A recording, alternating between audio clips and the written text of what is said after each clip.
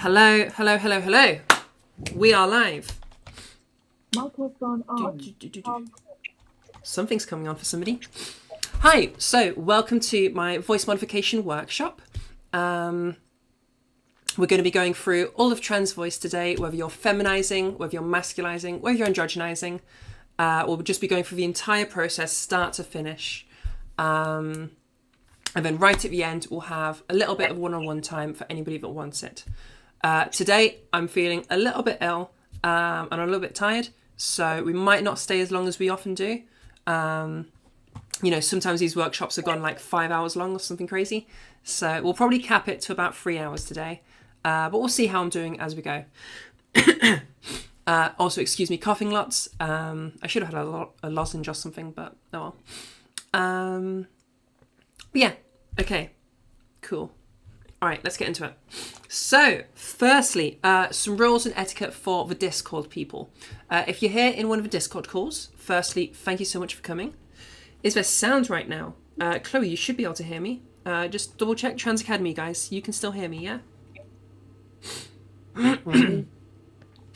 Yeah, Chloe, that might just be for you. Check if you have me like muted or something.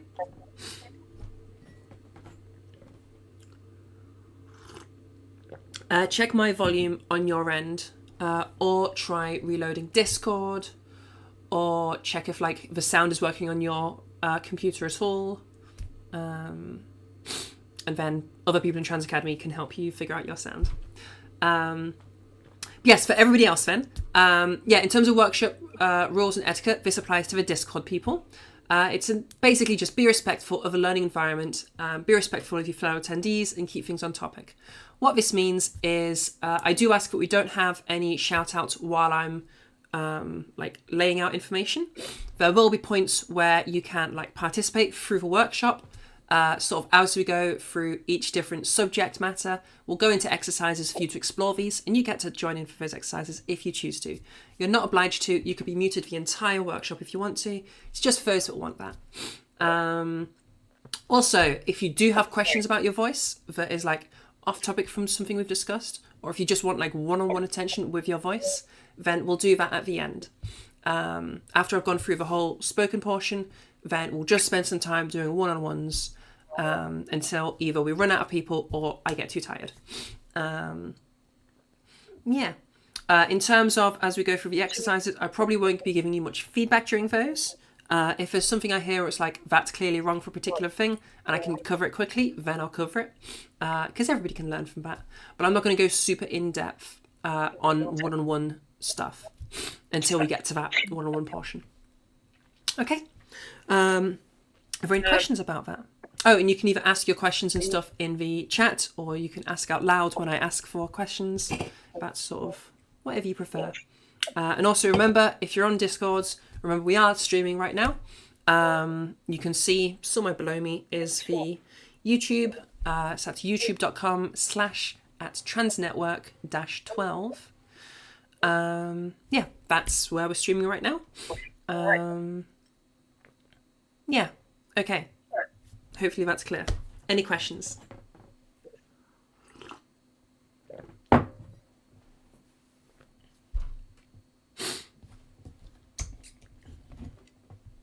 Hey, Red. I thought you were streaming, Red. Oh, yes, for bitrate in the stream. Yes. For Trans Academy especially, we tend to have some issues with bitrate stuff and things getting pixelated. I don't know what I can do about that. It seems to happen quite often, especially in Trans Academy. I don't know why, but that seems to be a thing. Sometimes this will affect you guys in Trans Voice as well. Things get a bit pixely. As long as you can hear me, then you'll get all the information. If you are having issues, then as Sifrin has just said, watch it on the YouTube, but listen to the Discord. And if there's an issue with things being out of sync, let me know. I probably can't do anything about that, but I don't know. It'd at least be good to know. I've set it to low latency, ultra low latency on YouTube, so hopefully things will be reasonably in sync. Or at least there won't be too big of a gap, if you choose to listen there instead of here or whatever. Chloe, I guess you're out of luck. Forced close, Discord and everything. Okay, Chloe, try opening me on the YouTube. Okay, somebody tell Chloe to open it on the YouTube so that she can still watch and listen. Yeah, if somebody can tell Chloe to do that, I'd appreciate that. Excuse me. Okay, let's continue forward. So firstly, who am I? Why am I here? Why are you here? Okay, my name's Zara. I've been working on my voice for about a year now. And I label myself as an aspiring vocal coach, hoping to one day be an actual vocal coach. What that means is I'm not an established coach yet. I'm still building experience and building up my knowledge base. I do teach people like private one-on-ones, but everything I do is for free. And that's sort of how we deal with that situation, essentially. Still an amateur, but everything is free. So hopefully that is a reasonable compromise. This does mean if you do hear something from another coach that's like a professional that's been doing this for years, and it contradicts with something I've said, probably lean on what they've said because they are more experienced. And I am aware that I've only been doing this since August of 2024. So, we're still learning. Who am I not? This is really important. So covered how I'm not a professional coach. I'm also not a medical professional in any means at all. I have 0 medical qualifications. So I cannot ever diagnose you with anything. And I never am diagnosing you with anything. I can never treat you with for any medical anything. Not a doctor. This is never ever medical treatment. This is never ever medical diagnoses. None of that. The closest we would ever get to that is if I hear something that is alarming to me, I might ask you to speak to a doctor. That doesn't mean you have something. I wouldn't even know what the something would be. It just means maybe you want to speak to a doctor. You know, if somebody tells me, oh yeah, I've had a cough for like 2 months, then I'm like, maybe speak to a doctor because that's beyond what I can help you with. Okay, is that clear enough to everybody? Because that's a super important bit. Yeah. Sounds good. Yep. Good. Okie dokie. So let's talk a little bit about maintaining our vocal health. This is going to affect you through the workshop and will affect you as you go forward in your vocal journeys. So, important things to do. Make sure we're staying hydrated. I asked you all... Lovely. I asked you all to drink a pint of water if you were planning to participate today, and this is why. We really want to be staying hydrated. Being properly hydrated will maintain your mucus production because you do need some mucus just to protect your vocal folds and your vocal tract. It helps keep things nice and limber and like able to move nicely. And generally just brings everything your vocal folds need and your vocal tract in general. So staying hydrated is really important. Staying relaxed as you're doing stuff is really important. I'll talk later about like tension and things come into the voice. Generally, if we're staying relaxed, everything will come nicer. A lot of things where you're thinking like, oh, this is difficult, so I need more effort, is like, it's the opposite in voice training. If something is more difficult, you need less effort. You need to be more relaxed. Think of difficult things as if they're... Think of difficult things as if they're delicate. So if they're delicate, we want to be only using a little bit of pressure. We don't want to be pushing anything. It's fine movements, not like pushing hardcore.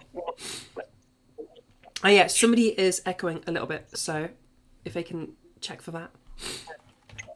Thank you very much. I think I can remember that. Okay, warm-ups. We'll cover what warm-ups are in a little bit.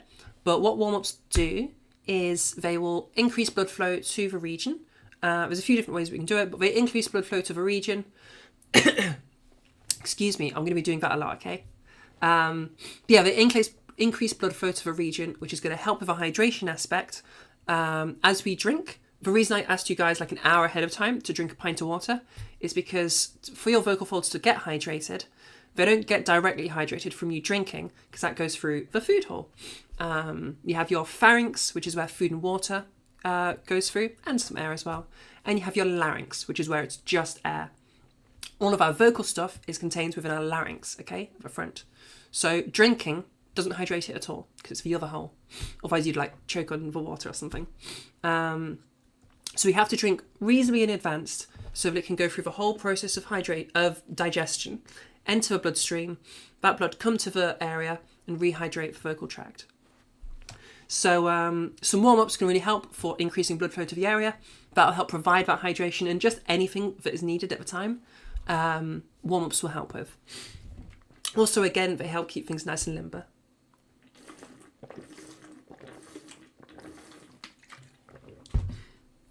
Okie dokie. I might have to get my boyfriend to get me like a throat thing at some point because I am struggling just a little bit, but we'll be okay. Okay, the last important thing to do is just having some fun with it. Vocal everything is all about exploration, especially trans voice stuff. It's all about exploring different sounds that your voice can make so that you can become familiar with different elements of a voice and put them together as your new voice. A large part of how I got to where I am now is just kind of playing with it a whole bunch. So have fun with it. Don't like tunnel vision super hardcore. If you're like, I have to get it perfectly in this perfect way, we're going to have strain coming in. We're going to end up moving away from our target and things are going to get messy. So stay relaxed with it. Have some fun with it. Don't take it too seriously. This isn't like most things where I say, oh, just have fun with it. This is actually going to benefit your progress. You'll progress further and faster if you just be a bit more relaxed about it and just have some fun with it. Doing a silly sound is a lot less pressure than doing the perfect femme voice, So yeah, just have a bit of fun with it. Don't take it too serious. Okie dokie, so things to avoid. These first ones aren't that big of a deal. The last ones are more of a big deal. So spicy food, not a big deal. You can absolutely have spicy food. However, the capsaicin, the molecule that produces heat, that can irritate the vocal tract a little bit. So, excuse me, I haven't quite feminized my cough yet. So yeah, capsaicin, the molecule that produces heat in spicy things, it can irritate the vocal tract a little bit. So I wouldn't recommend it like right before doing your vocal exercises and stuff. We don't want to be coughing a whole bunch like I am right now because I'm ill. We don't want to be doing too much of that. Excuse me. And spicy foods are going to cause a bit of that. So just lay off the spicy foods if you're going to be training soon.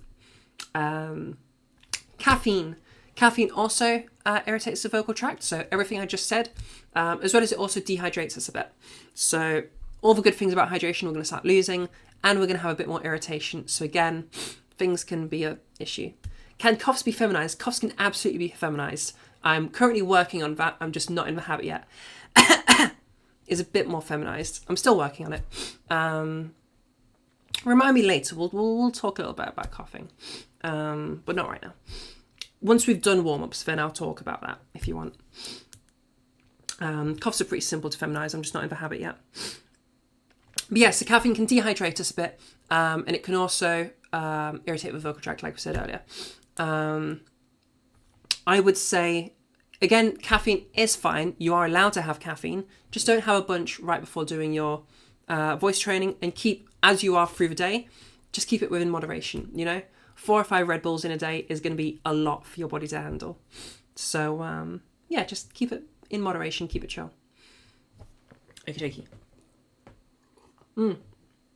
I haven't got it there, but warm drinks can still be good. So maybe not a coffee right before doing voice training, but like a nice herbal tea or something can be quite nice. Again, it helps increase the blood flow to the area and warms things up a bit. Okay, smoking and vaping. I won't spend too much on it because it's pretty obvious. Smoking obviously irritates the vocal tract. Okay, hang on, guys. I'm going to message my boyfriend and just ask him real quick. No, we'll leave that there. I'm going to get him to bring me like a throat lozenge or something because I am struggling a little bit. Oh, I have totally messed this up. Sorry there. Okay, you guys can only see, you can't see my Facebook right now. You can see my Facebook right now. No, no, no, no, no, no. You're not allowed to see my Facebook. What the heck? Why can't you see the slideshow anymore? What the heck? Okay, hang on. Let me just fix this real quick. Okie dokie. Chrome. On the workshop. Yeah. But you can't see it because it's minimized. Now can you see it? No, you can't see it. Why can't you see it? I don't understand. Okay, well, you wait a minute. Wait a minute, okay? The chaos will be finished in just a minute. No, because no, you freaking see that right now. Ah. Okay, okay, here's what we're going to do. Here's what we're going to do. Here's what we're going to do. You can have my beautiful face. Hi. Okay, delete the VOD. Oh no. It doesn't matter that much. You see my frickin' gay little nickname for a boyfriend. Okay. Can you bring me the lozenges, please?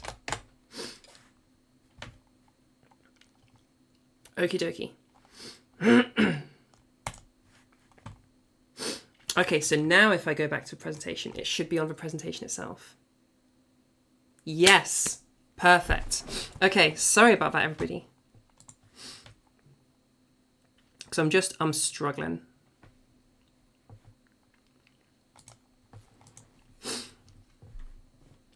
Okay, where were we? Oh yeah, smoking, obviously not good for your vocal tract. This is very obvious. It's going to cause a lot of irritation. It's going to cause some damage. It famously causes a little bit of that cancery stuff. So yeah, this is obvious, and I'm not going to lecture you about it. Generally, it's not to say that it's impossible to feminize your voice or masculinize your voice or androgynize your voice as a smoker. There are smokers that have succeeded in doing it. You're just adding an extra roadblock. I would say if you can keep it in moderation, that would be great. Obviously, don't have a cigarette right before doing some vocal work. That's never gonna go well. Yeah, just keep it in moderation. Obviously, if you feel like quitting, obviously quitting is gonna be great. It isn't essential. You can still feminize your voice as a smoker. It's just gonna make things harder. Yeah. Okay. Dairy. Dairy is an interesting one. Consuming dairy is going to increase mucus production. I did mention earlier how mucus production can be useful, but we want it in certain. It wants to be like a certain amount of mucus production, if that makes sense. We don't just want infinite mucus. That can be too much. That can be too little. Hydration just gets you in that nice Goldilocks zone. Milk will just, or dairy, sorry, will just have you producing regardless of whether you need it. So just keep that in mind. Glass of milk, maybe not the best idea right before doing vocal training. You're going to be coughing more. You're going to be clearing your throat more. Yeah. Again, though, that one's not really a big deal. Yeah. I have a cup of tea right now. It has milk in it. Okay. Did I mention sugar? Sugar just dehydrates you. So all of that stuff, yeah. All right. These next ones are a bit more ones I want you to like pay attention to more. So strain in your voice, pain and discomfort, and tension. These are more of like bigger no-nos. I think in the voice community, we do a little bit of fear-mongering around this. It's not like the end of the world if you feel some pain. But when you do feel pain, you are doing some damage and you need to stop doing what you're doing and reflect. It's not the end of the world, but if you do like hurt yourself a little bit, you're going to need to take some time off of training, which means you're going to be further away from your goal. So pain and discomfort, always stop, reflect, figure out what happened, and don't do that in the future. Those strains, that tension, that pain, it's never leading to the sounds you want anyway. So it's like, it's best avoided. The sound you're hearing right now in my voice has no pain. There's no discomfort or strain. I can do this. I will be doing this for hours, as you're going to hear in the next few hours. So yeah, this should be nice and relaxed. It should be just like you talking in your unmodified voice. Yeah. It won't lead to the sounds you want. And also, again, don't want to fearmonger or anything. I've never actually heard of this happening to somebody, but in theory, if you were to just push through that pain and try to just make it work, there is a risk of you causing some permanent damage. This is unlikely, but if you were to repeatedly just keep pushing and pushing and pushing, eventually bad things are going to happen. If you damage an area and then repeatedly damage that same area, little nodes can form in your vocal tract. These are a big no-no. They have to be removed surgically. So, pain and discomfort, not the end of the world, but it's not going to lead to the sound you want. It's a bad habit. And if you were to just keep pushing through the pain, you could cause permanent damage. So I would always say, if you're feeling any of those 4 things, stop, reflect on what's happening, and learn from it. Try to undo whatever you're doing there. And if you've like hurt your voice and you find it's like worn out now, just have a day off. It's not a big deal. I would rather you have a day off and spend that time recovering than cause more damage and have to take a week off, you know? So, just be nice to yourself, you know? And don't do what I'm doing right now. I'm a little bit ill. I probably shouldn't be doing this, but I'm more experienced than you. And also, do as I say and not as I do. If you're ill, just let yourself recover. You're doing no favours to yourself by making yourself train while you're ill. Because as you're going to hear over the next couple of hours, you're going to be coughing and spluttering too much. You're going to be irritating your vocal tract. It's just not a good idea. So, any questions about maintaining vocal health?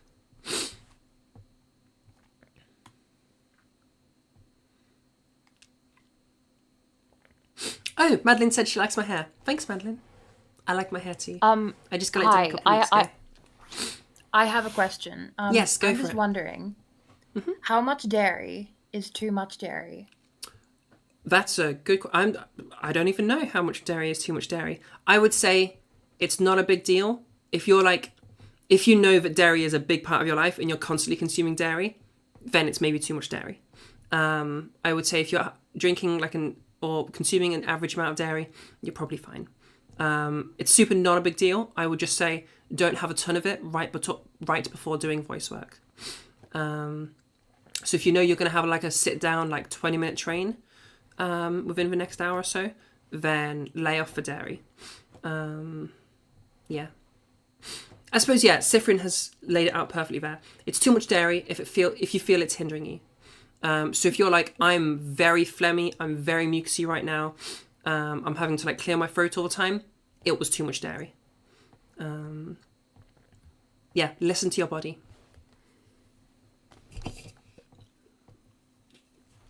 Sugary fizzy drinks, bad idea. But I'm tired, so. What about sugar-free soft drinks? Are they okay? Yeah, that's fine.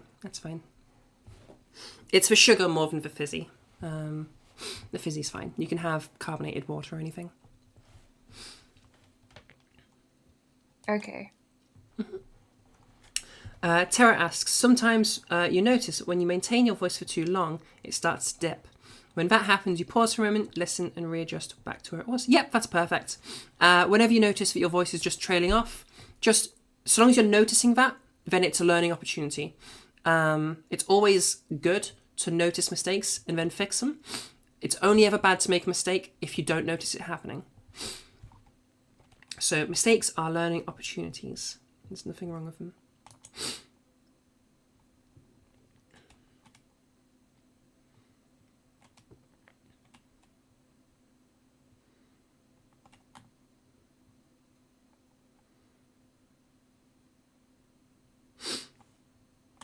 I'm just looking through the different chats right now. What if you're a Gigahon Snoy moder? What then? I don't even know what that means, so If you're a Gigahon Snoimoder, then good luck, is all I'm going to say.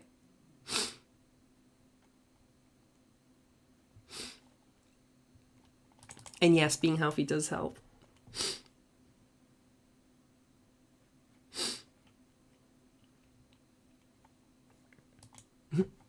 Okay, let's keep going then. So, I mentioned earlier how keeping things relaxed and avoiding tension is a really good thing. So we're going to do a little breathing exercise and use that to get ourselves in a good position as we start the workshop. So, we're just going to do simple breathing exercises. You can just breathe along with me. Nice and simple. So, breathe in. Hold. And breathe out. Breathe in. Hold. And breathe out. Breathe in. Hold. And breathe out. Thank you. Okay, I have my little thingies. This is going to be interesting. We're going to be sucking my little throat sweet while talking. So who knows how that'll go.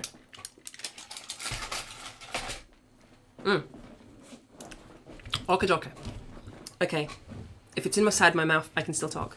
So, alright, we're going to move on to some warm-ups. These warm-ups are called SOVTEs, or semi-occluded vocal tract exercises. The way they work is, if you imagine the production of your voice comes from your lungs, they send air up through the trachea, where it then enters the larynx. Within the larynx sits your vocal folds. As that air pressure goes through your vocal folds, they open and close, chopping up the air, so that you have sound being created, and then that bounces around through your vocal tract and out. So all of that air pressure is going up through your vocal folds. A semi-occluded vocal tract exercise, the semi-occluded basically just means partially closed. So we have a partial closure, usually in the front end of our vocal tract. This then means that because we have that blockage there, because of partial closure, we're creating back pressure against the up pressure on the vocal folds. So that cancels out a little bit of that pressure, less pressure on the vocal folds. They can stretch out, do their thing a little bit more comfortably because of that reduced pressure. Does that make sense? By doing that, as I said earlier, we can increase blood flow to the area and make things a bit more limber, a bit more stretched out, ready for doing whatever it is that we're doing. Does that make sense to everybody? In terms of like the mechanics of this. And I'll tell you how to do it in a minute.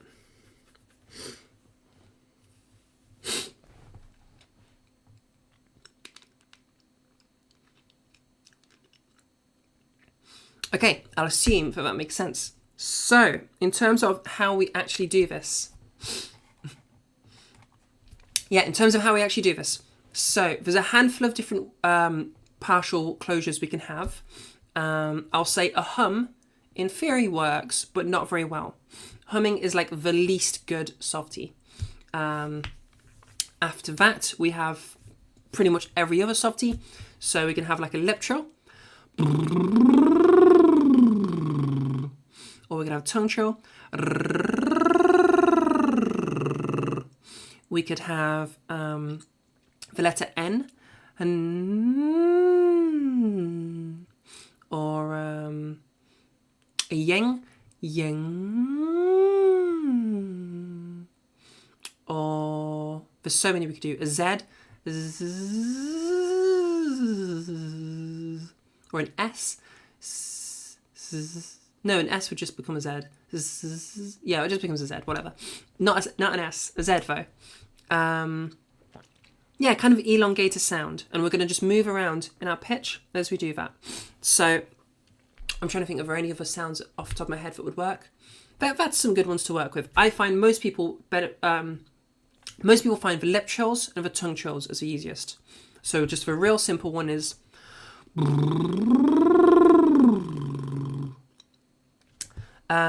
Tara says N and M also. N works, M wouldn't.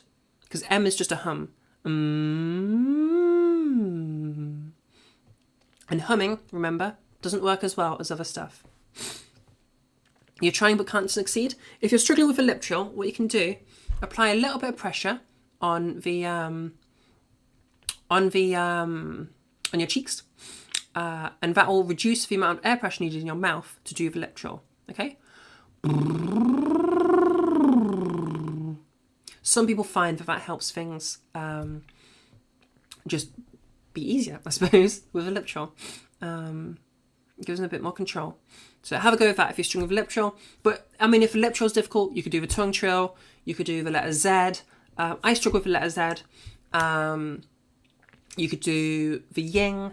You could do the N. Whatever you want to do.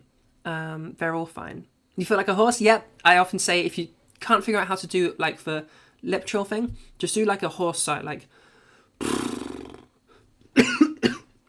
Excuse me.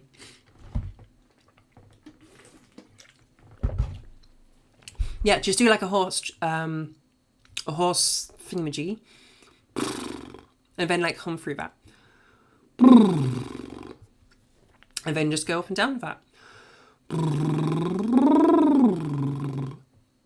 and there you've got lip trill. So in terms of those pitch movements, what I generally suggest is if you imagine like a pendulum.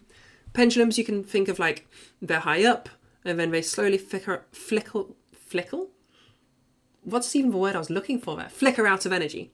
I want you to imagine that in reverse. So you start with little movements and you build up to more and more like bigger movements in terms of your pitch. That's going high and going low. Okay? Does that make sense to everybody? Yeah. Mm-hmm.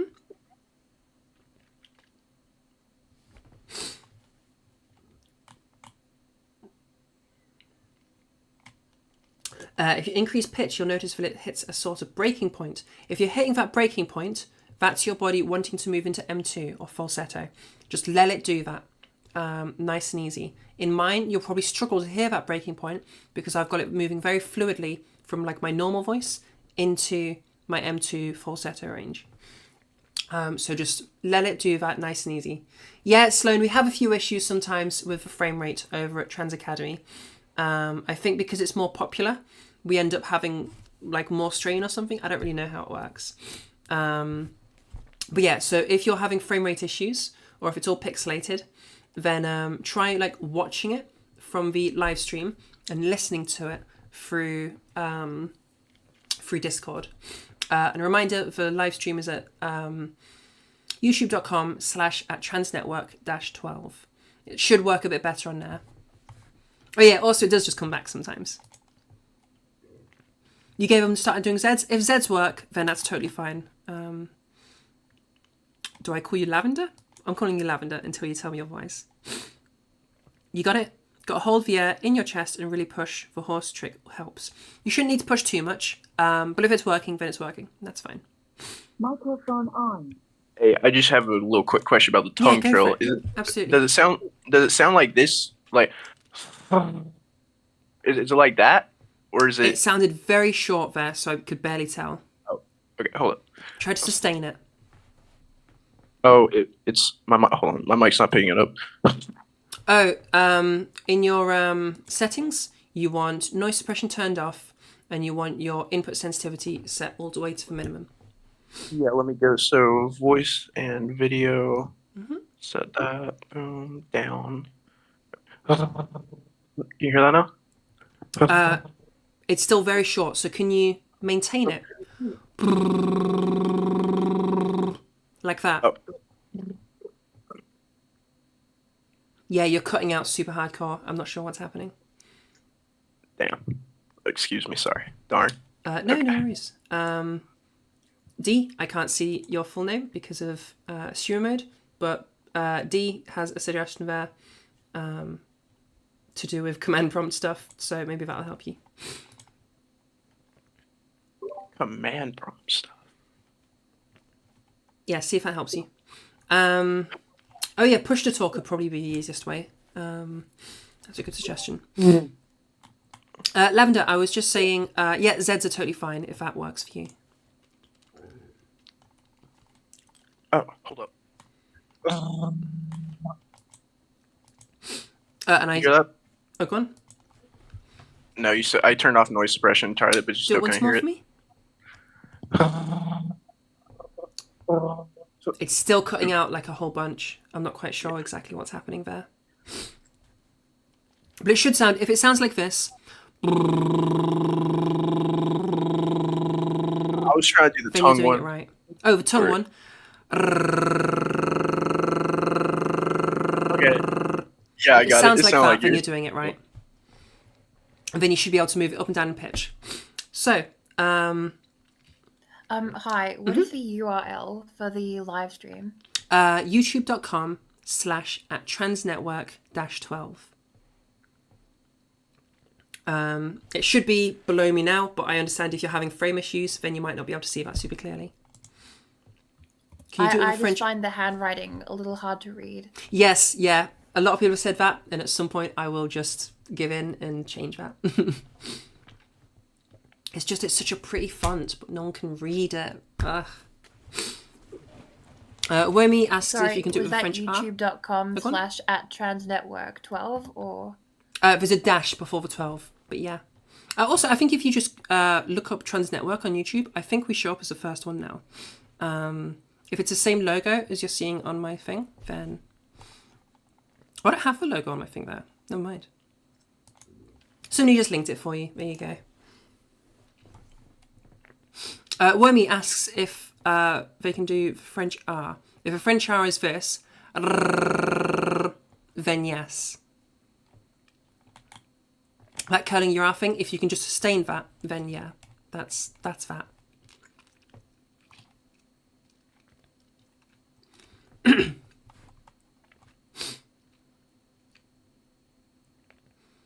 Oh, more in the back of the throat. That might be a uvula trill. I think that would still work okay. I can't do those, but I think I know what you mean. I think that's a uvula trill, and I think that would work fine. And just out of curiosity, is this training helping your like voice like stabilization? So or what like this what? is going to help you with, I suppose it would help with voice stabilization a little bit because it's going to help with your like maintaining a consistent airflow. That sort of side of things helps with like singing stuff. It doesn't really matter that much for trans voice stuff. Remember, we are just learning to talk, so it's not. Nothing needs to be super like perfect and like precise like it does with singing. We just need you to be good enough. The point of doing these though is one, for a really good warm up. So if you're going to be doing a bunch of stuff, teacher, can you go to the bathroom? Absolutely, you can go to the bathroom, Misty.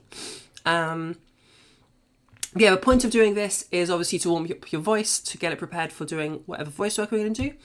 But also, it helps you establish good habits of keeping things in a nice and relaxed posture.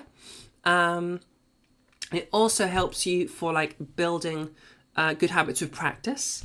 I would say if you're brand new to voice work, do your softies for like a week. If you can do them for like several times a day for 20, 30 seconds, even 10 seconds is good. Several times a day, then you're going to benefit a lot from that.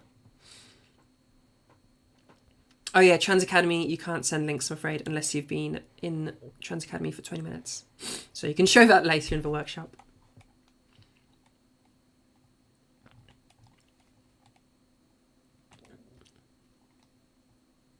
If you can't do the lip trills and the tongue trills, should we do the others you showed us? Yes, any of them will do.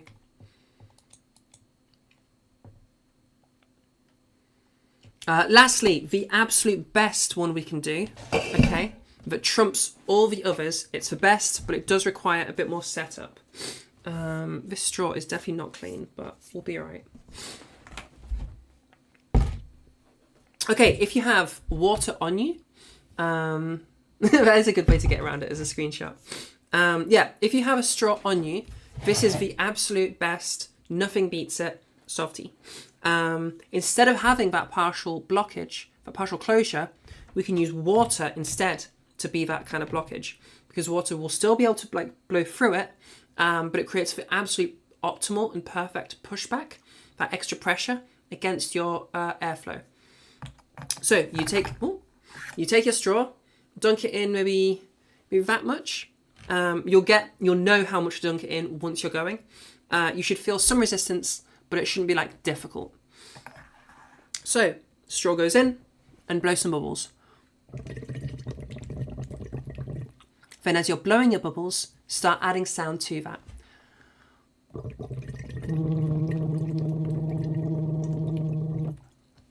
And then exact same with the other stuff, we do our reverse siren. We do our reverse, what's it called? Guys, my freaking brain is not on right now. Reverse pendulum, that's it. So I'm gonna do straw phonation. If you don't have a bottle of water, then and a straw, you can just do whatever other one you want, so long as it's not humming. So if you want to just be going like, or any of the others, whatever you want to do is totally fine.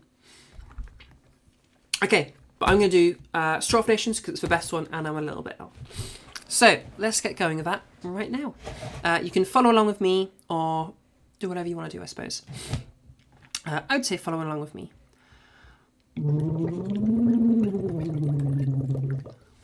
Is it all right to unmute to see how it sounds? Yeah, go for it. Go for it. In fact, I will listen to how it sounds for you, Demi. Okay. Anybody who wants to join in? Let's go over this for everybody. Oh, did I do that? Make sure that your noise suppression is turned off, and make sure you're on push to talk so I can hear you. Because Discord likes to cut out the quiet sounds, and I need to hear those quiet sounds so I know what's happening. I'm going to copy. Okay, yeah, just give me a moment to find where push to talk. Mm-hmm. It'll be in your voice and video.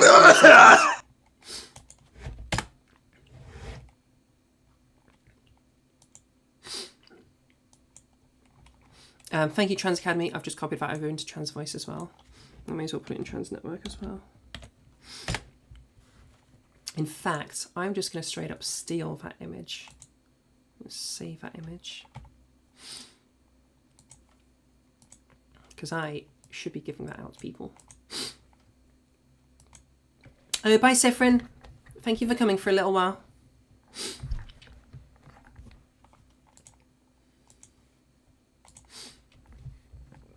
Yes, you should just sound like this.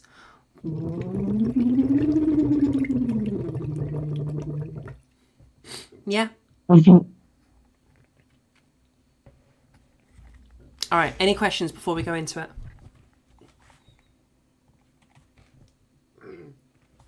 It should be reasonably simple. It's just a little softy.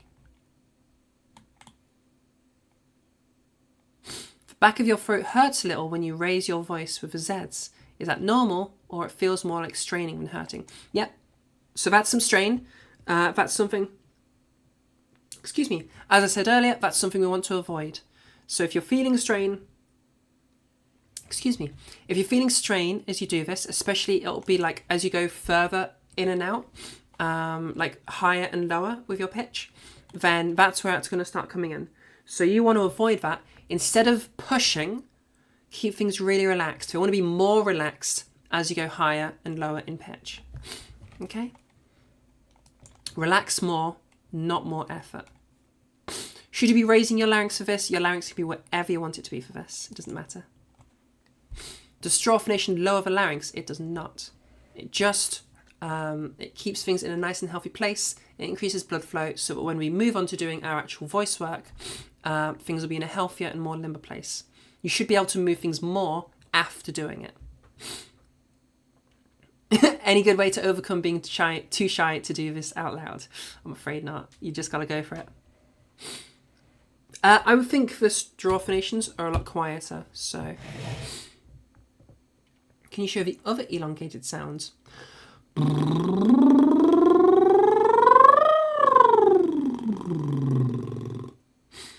Or...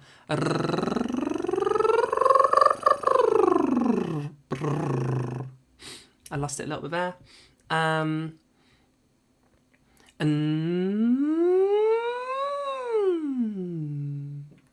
Okay, I just got my thing set up on Discord so I can try it very out good. now.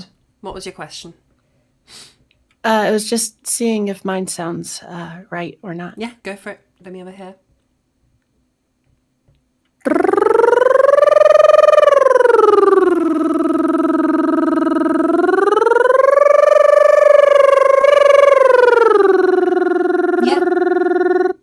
Yeah, that sounds totally fine. It sounds like you might Yeah, be pushing a correct. little bit. You might be getting some tension when you go to those higher notes. So make sure you're keeping it nice and relaxed as you're doing it. Okay. And that applies to everybody. Oh, if your lips split from dryness, maybe don't do the lip trills. Do a different type of thing. Do the tongue trill, that's probably easier for you. Or always the straw phonation is the best ever thing. Yep. Don't. Oh yeah. If you just got nervous there, then you know that happens. Don't worry. Okay. Oh, you gotta go. Well, I'm so sorry you have to go, but I do these every single week, by the way. So anybody that misses part of this, I do it every week at the same time, 7 p.m. GMT. So see you next week. Also, the VOD will stay on the YouTube foreversies. So check out the VOD if you need to, or if you need to go back over an area, you can do that as well. Okay, we're going to go into it. You can just follow along while muted, or whatever you want to do.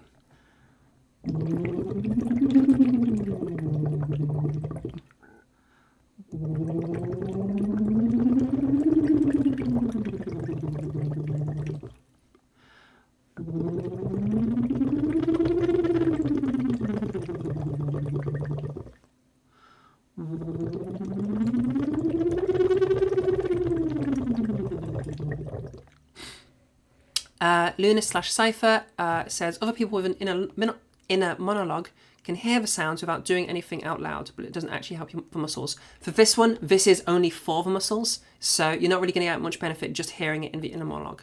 That'll be useful for all of the actual voice modification stuff we do, but for this in particular, that won't help too much. I suppose if you need to be silent, then look up on YouTube. I won't really go through it right now because it'd be too much to explain it all. But if you just look up on YouTube a laryngeal massage, then that's a useful thing that you can use instead of doing the softies if you have to be quiet. I prefer the softie. I think it's better, but the laryngeal massage is a good backup. Okay, keep going.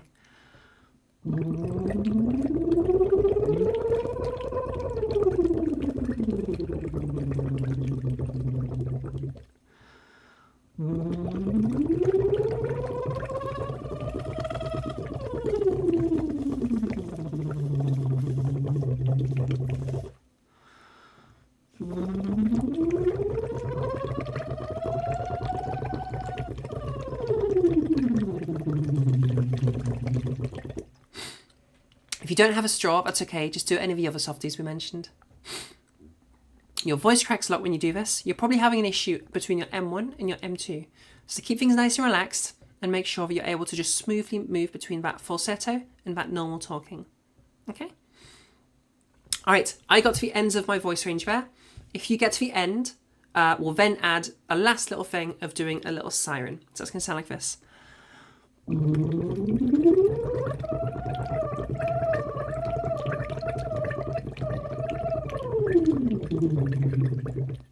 And then the same thing going down.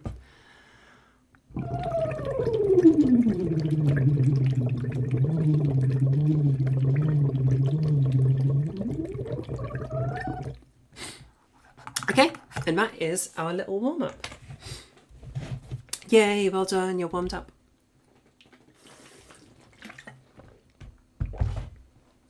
Okie dokie. So, any questions about softies? If not, we'll move on to some real, actual voice work.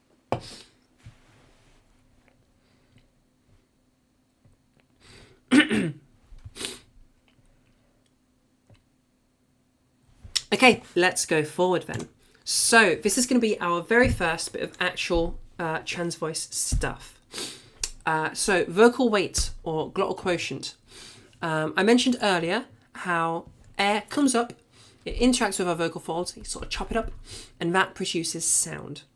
Now, when I say that produces sound, what I'm literally meaning is as it opens and closes, check TMs when I get a chance. Well, I can do that now, I suppose.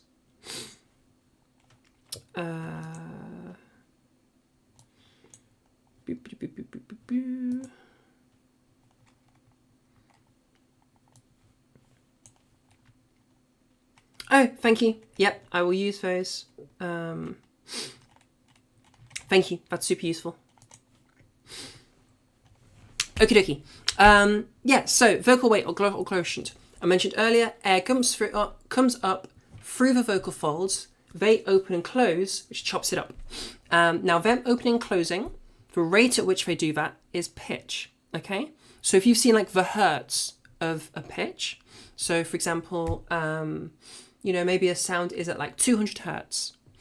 That hertz literally means how many times the vocal folds open and close in 1 second.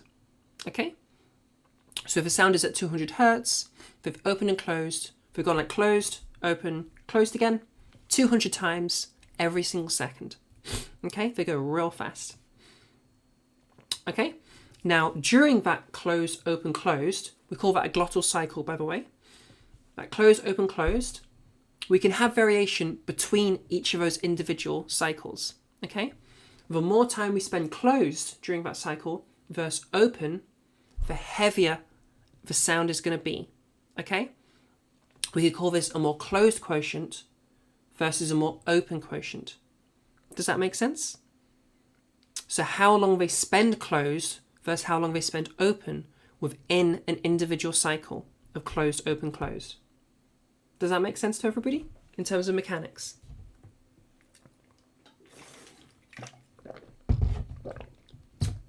Didn't really get it. Okay. Lungs. Lung squeeze. Air comes up. Vocal folds. Open and close. Yeah? As they open and close, that applies some pitch. All right? If they open and close real fast, you get a high pitch. If they're going real slow, you get a low pitch. All right?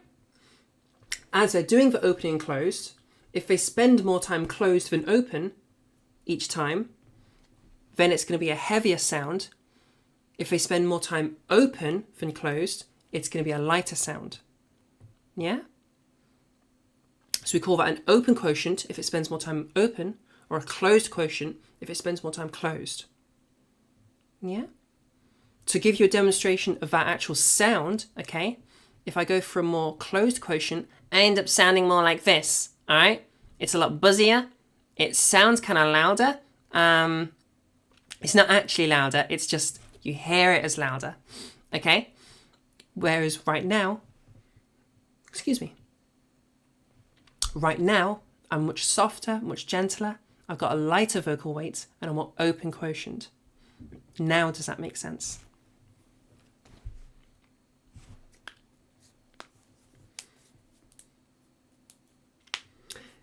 Dem asks, so it's how much we relax that neck part of us. Kinda. It's just how much time your vocal folds spend open versus closed, or closed versus open, during each individual cycle. Okay? So it's not really a relaxation thing. It's more like how buzzy the sound sounds. Okay? That's mechanics. I want you to focus more on the sound itself. Okay? Do you hear this difference in the buzziness? If I go over here, all I've done is I've made it a heavier, buzzier sound. That more closed quotient, okay? My vocal folds now are closed for more time than they're open during each of those open and closing cycles, okay? But I'm not like feeling my vocal folds or anything. I'm not paying attention to any of that. My body's just doing it on its own. I'm thinking, make it buzzier, and now it's buzzier, okay? This is vocal weight, all right?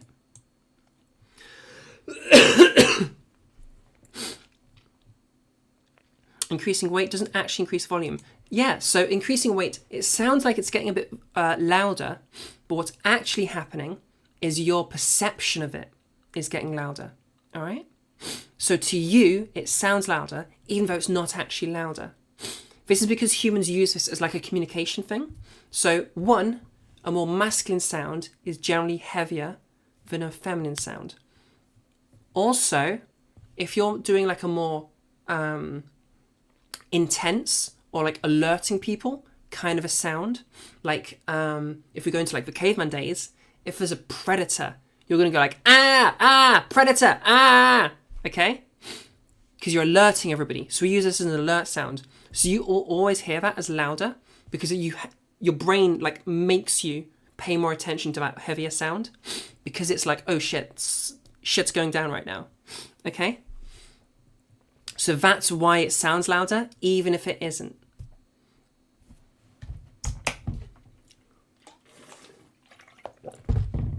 It's okay if you don't know how to do this yet, by the way. I'll go over that next. I'm just explaining how this works on like a mechanical way, and then I'll show you how to explore it. Hopefully all that makes sense so far. So, for those confused, all right, don't worry. That's a lot of information. You know what? We'll ignore all of that. Who cares why this is working? How do you do it? Okay? So, I want you to imagine that you're holding a little baby, okay? It's a really nice and really cute baby, okay? We like this baby. It's a cute baby and it's falling asleep, okay? So we want to talk to this little baby as it's falling asleep and like talk to it as it goes asleep, kind of coo at it a little bit. Very cute baby. Or if I go over to here, very cute baby. How nice, very cute. Very nice baby. Okay, and then from here, I want you to imagine that baby has just thrown up on you. Grace baby. Grace baby. All right. Listen to the difference of that sound. Or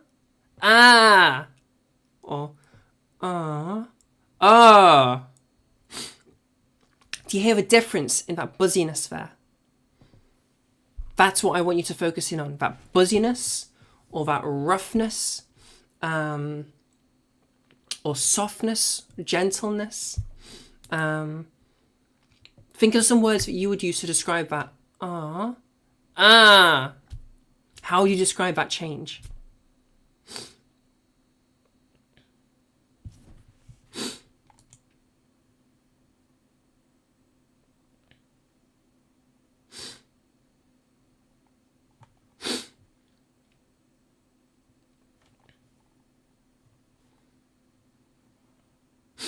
Oh, people in Trans Academy that are sharing their own screens. I think we're just focusing on the workshop for now. But by all means, if you wanted to make your own little room to do that, that's totally fine. I just don't want people to be distracted from the workshop too much. The more weight kind of sounds like it's nasal. That's a really good observation. It kind of sounds similar to nasality. It's not the same thing as nasality, and that is a different thing. If you block your nose, now you're getting a bit more nasally. Okay? So it is a different kind of a thing. It does sound similar though. Yeah? But it is different from nasality. If you find that you are sounding nasally, but you, even when going through like nasality exercises, nothing's working, see if you're misidentifying it and it's actually weight.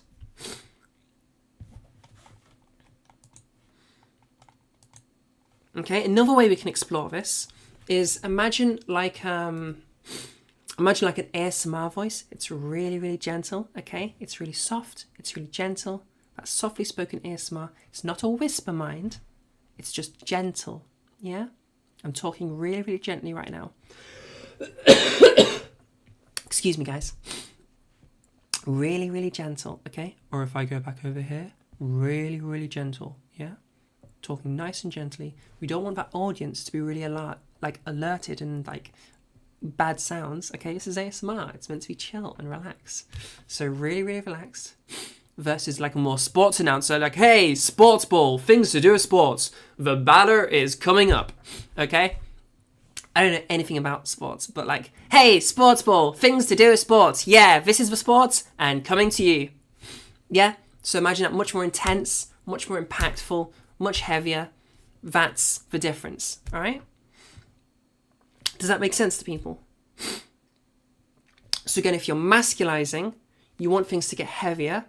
If you're feminizing, you want things to get lighter.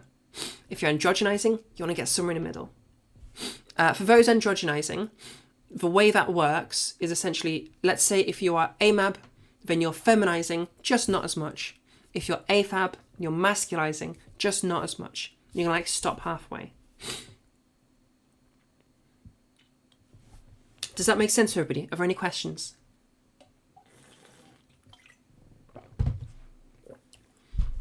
I know it's a lot of information, so if you're that makes struggling, sense. just focus on the sound, on that buzziness or that gentleness. Focus on the buzziness of our voice? Yeah, exactly. So do you hear right now, there's not much buzz going on, but right now, there's a lot more buzz going on. Listen for that Sounded- difference. It sounded kind of like oh, you should have been paying attention, but it just was clarification. Yeah, no, that's totally fine. But do you hear that difference in the sound? That's what I want you to focus in on. Yeah, I hear it. Good. Listen to that in your own voices, everyone. And when you're doing those exercises, listen for that change, okay, and try to control it. This So is you going to sort of be... mean like this. Like I can switch from this and then go, oh, that's such a cute kitty. Yeah, that's such a cute cat. Very, very nice. Whereas at the other end, the cat's just bit me. Ow, cat, stop it. Yeah, that really buzzy sound versus that really light sound. Me to like make sure that I'm getting this right. So, for Yeah, example, go for it. I'm gonna try to speak kind of softly right now. I'm going to sound a little quiet, and then I'm going to get angry at the computer. I'm like, Yeah. there are things on the computer that I don't like. God Yeah, damn yeah, it! that's perfect. But then That's- I see a cat. I get calm again. Yes, that's Sort of exactly like that, right? correct. That's perfect. Okay, Now, thank you. note, you did mention quieter on the gentle one, okay? We're not necessarily worrying about the volume too much. The volume might move a little bit, and I don't mind that too much, so long as we're not having a huge change in the volume, all right? The main thing is that buzziness, or that roughness, or that gentleness, okay? If you're AFAB, but have had T and are androgenizing, would you be feminizing too? Depends on where your voice is at. And depends on your goals. So if you want things to be more masculine than they currently are, then you would masculize. If you want things to be more feminine than they currently are, then you would feminize. So it just depends on where your voice has landed and where you want it to be.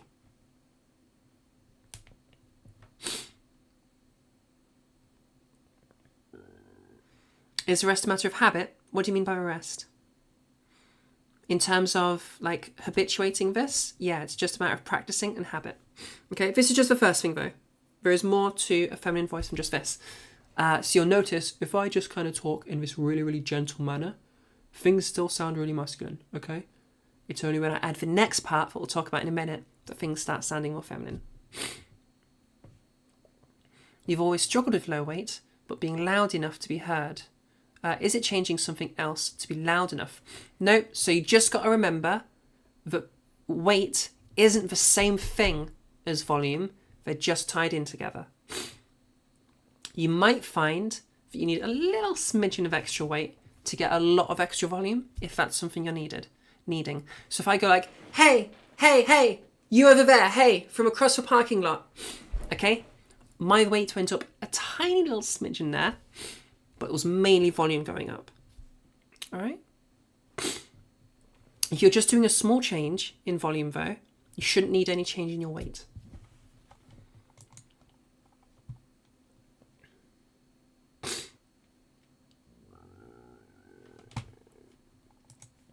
Any more questions about vocal weight? Just to make sure that I'm doing this right, it's basically going like and right? Yeah, that second one, that was the heavy one. Yeah? Gotcha. Okay, Thank you. great. Yeah, it's like, Pardon? So it's sort of like this. You go from like talking like normal, you know what I mean, then go, yes, that's more. It's more like Yeah, you're switching getting back and gentler forth. there. You're getting lighter. I've sort of done some voice practice with some other things like practicing Dragon Ball characters. Like, hi, I'm Goku. Yeah, sure. Okay. Yes, your main thing is going for that gentler. Like if you think of like I don't know anything about Dragon Ball Z, but if there's any like motherly characters or something, then they would probably talk in like a really gentle manner. They'd be talking a lot more like this. This is that gentler, kind of more feminine thing going on. Okay. Okay. Now, something I'll point out to everybody, all right? One thing to watch out for is that you're not going too breathy, okay? So if I start going a lot more like this is extra breathiness. This isn't a lighter weight, okay? All right, so if I'm over here, this is my unmodified voice. If I start going really breathy like this, I'm still quite heavy right now, okay? Even though there's that extra breathiness. All I'm doing here is just breathing out more. But if I was to start breathing out less, I would just sound like this, all right? But if I sound like this is now gentler, okay? This is the difference, all right? Can you give a quick definition about voice weight? It depends on what you mean by definition. Do you want to know the mechanics of it? Like literally what it is as the vocal folds open and close, each of those cycles, you have a more closed quotient, so more closed time than more open time per cycle. That's what it literally is. If you want to know like how it sounds different, then you want to be listening for that buzziness or roughness versus that gentleness. Yeah? So to give a quick definition, I would need to know what lens you're looking at. Mechanically, we're looking at that quotient. Audibly, or like perceptually, we're listening for that buzziness or that roughness versus that gentleness. Yeah?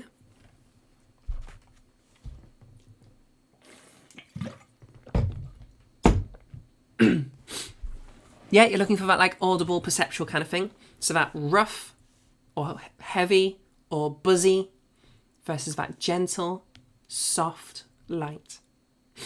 Yeah? Or I guess if you want a really good definition, for audible definition, we'll go for audio, okay?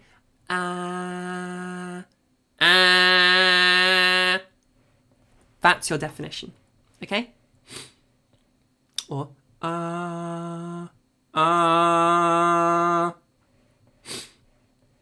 light versus heavy.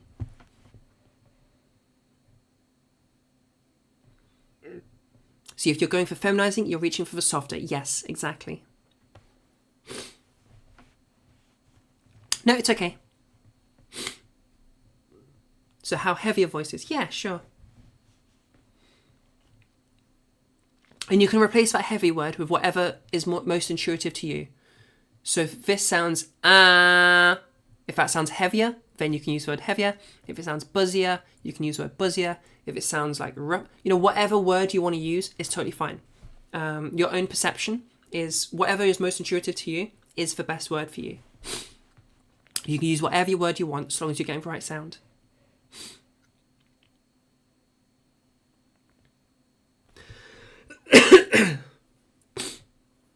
Yeah, Debbie, for some people this comes really easily. For some people this comes really hard. It's just dependent on the person. For me, I could already do this. I didn't have to learn it. The next bit, I had to spend a lot more time. Do I have a summary in text? I don't really. It's very difficult for me to describe vocal weight in text.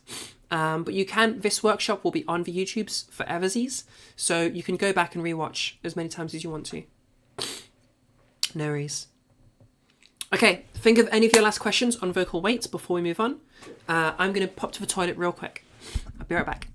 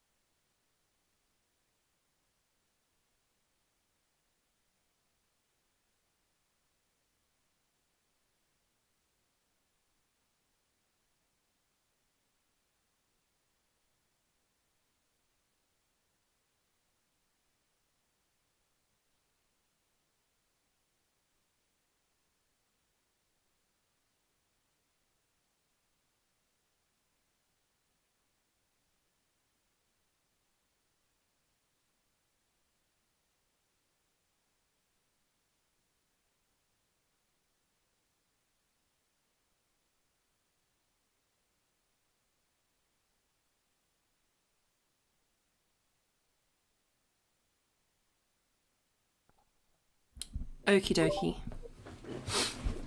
Do you like my Ari hoodie? It was a Christmas present from my boyfriend.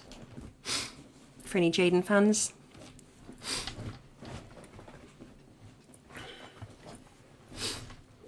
You'll definitely link to the YouTube thing. It should be underneath me.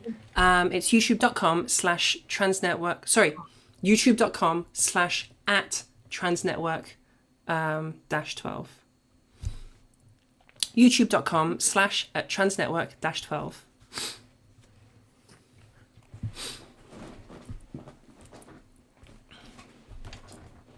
Also, if you see that I am answering questions that you don't see, I am in 3 different Discords right now. We're over in Trans Academy, we're over in Trans Voice, and we're in my own my own Discord, Trans Network. If you go onto YouTube, there is a link to my Discord there if you'd like to join. That's where I do the free private lessons, and that's where just all of my stuff is there. It's like the central hub for everything I do. So, yeah. Okie dokie. You're going to be famous on the internet. Say hi to your mum.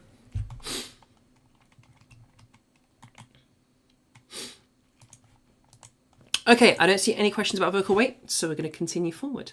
So, by the way, if you are feminizing, I would say start on vocal weight or glottal quotient, whatever you want to call it. If you're over on like the Linguistic server, they'll call it quotient. If you're in pretty much most of the rest of Trans Voice, they'll call it vocal weight, just so you're aware of those 2 different terms that are being used. And that's why I go over both lenses here, because those 2 different terms are used. They're both accurate, they're just coming at it from 2 different lenses.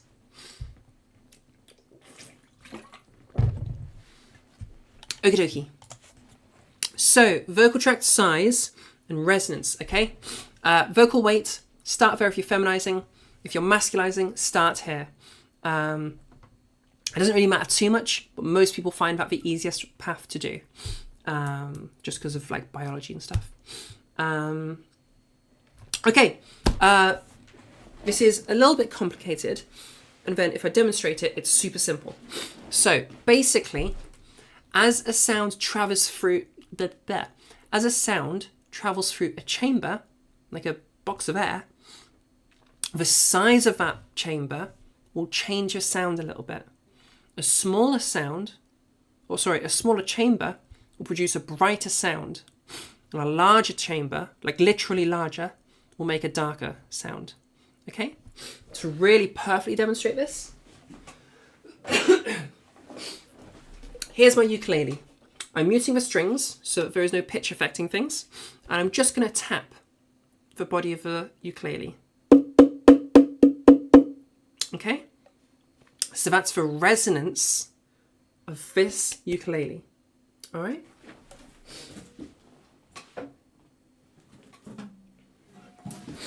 Now I have the guitar. Very same sort of a structure, okay, but it's a lot bigger. All right. Muting the strings again. Totally different sound. It's a larger, darker sound. All right. Now, note, sorry, the change we made there isn't pitch. My strings are muted, there's no pitch going on. Pitch is, that's a pitch change, that's a resonance change, okay? Now, your voice, as I mentioned earlier, once it's had sound applied to it, in the vocal, with the vocal folds, it continues through your vocal tract, and it moves through a couple of chambers as it does that. You have your larynx, that's where your Adam's apple is, okay? That's one of your chambers, we call it the R1. You then have your pharynx and like the back of the, basically the back of your mouth and like your nose and stuff before it's really split. That's your R2, your second chamber. I guess your whole mouth cavity and your nasal cavity would count as well, now that I'm thinking about it. And then you have, oh, excuse me. Then you have your lips themselves, and that little space between your lips. That's going to be your R3. Okay?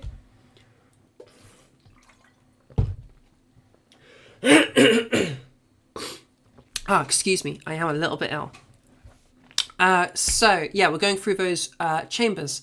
So, if we were to make one of those chambers smaller, that would change the sound produced. Okay? Now, our lips are busy, okay? They're doing stuff. They're communicating our facial expression. My lips are moving all sorts of different ways to produce different sounds. So, they're busy. Can't use those. R3, out the window, okay?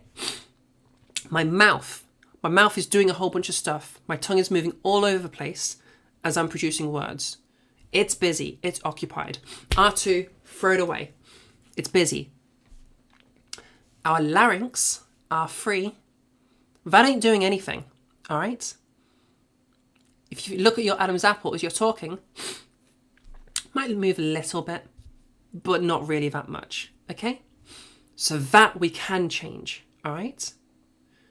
So if I was to raise the larynx upwards, that means that space is getting smaller, okay? Because the floor of it, we just raise it up. So now we've got a smaller box, all right? A smaller chamber.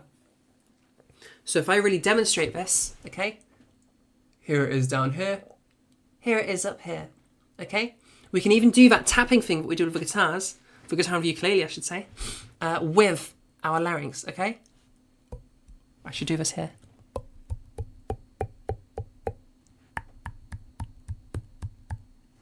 Okay? So I'm just tapping on it there. All I'm doing is moving my larynx up and down. Does that make sense to everybody? Do the mechanics there make sense? We'll then go into how to do this afterwards. Okay, so I think I just realized I've not been raising my larynx like at all, because I tried to do that tapping thing, and the sound didn't really change. It kind of just stayed the same. Yeah, well, So, fair enough. So you might not be doing much there. We'll go through some exercises so you can all actually explore this properly. All right? That's just the mechanics of it.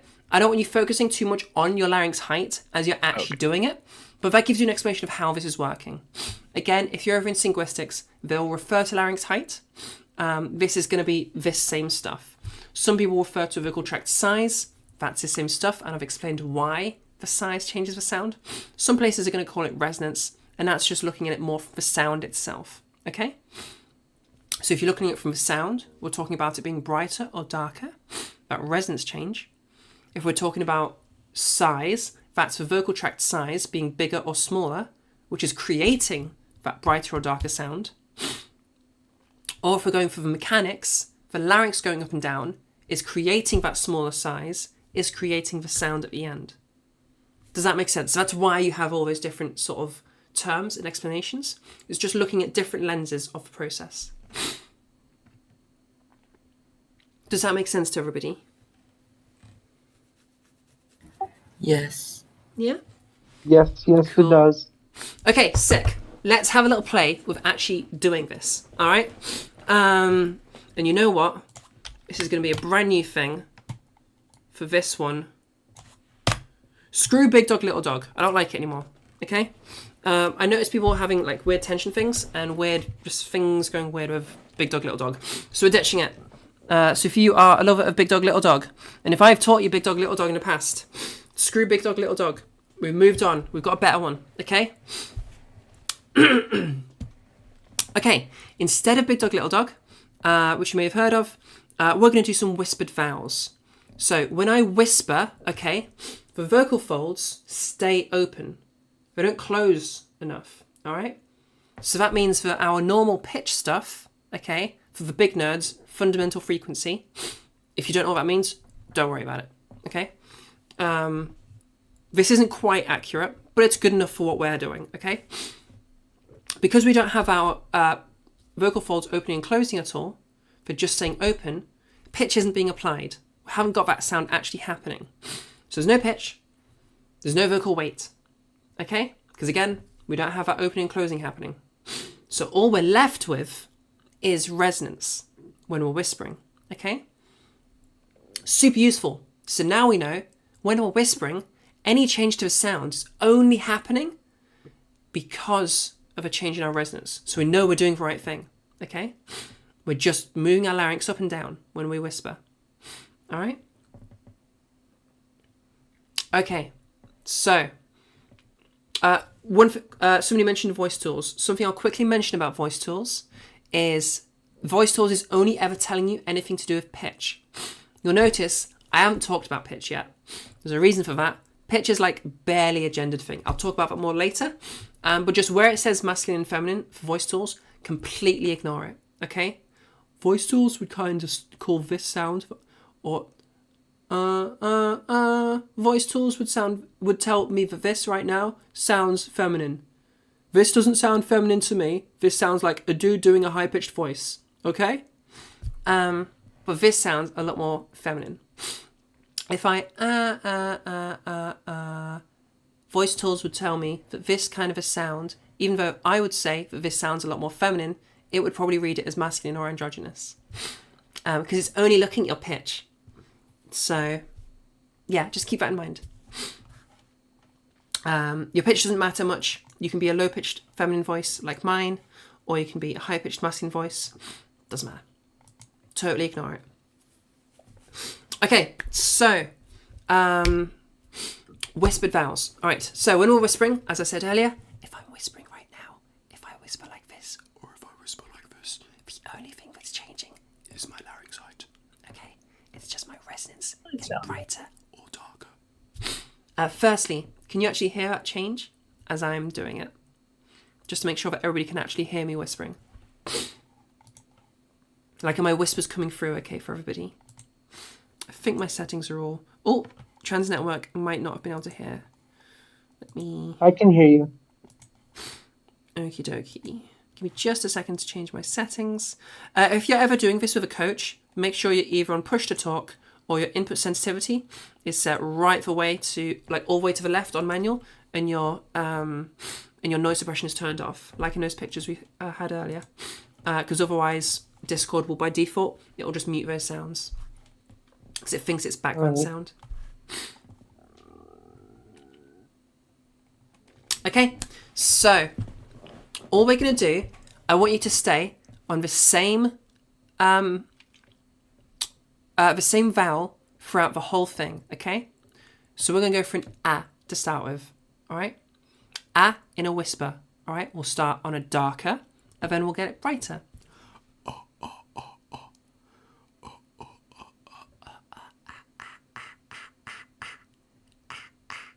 And then we're going to sustain that and go into some phonation, some talking.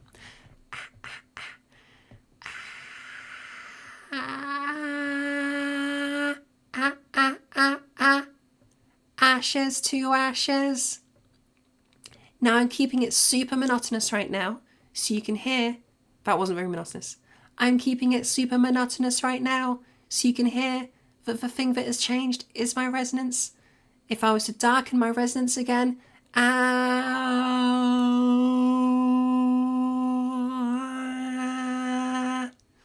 okay, the pitch stayed the same there, the resonance changed, all right? So in your practice, go for those whispered vowels, and you can go for all of them.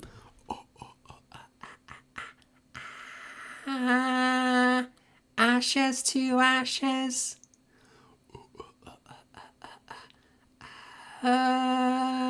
Under the table.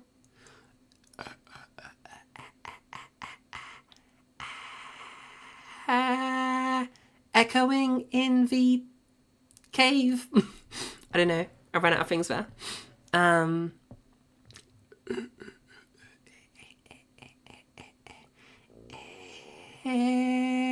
In the igloo. Yeah?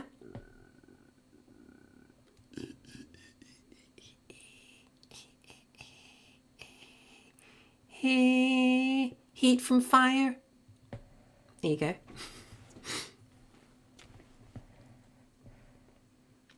So if you're first trying resonant stuff, have a go with something like that with those whispered vowels. My bass talking right now is a little bit darker than normal because I'm a little bit ill. So excuse that. Yep. So if you're masculizing, Or if you're androgenizing, you want to be somewhere in the middle. If you're masculizing, you want to just get it lower. So,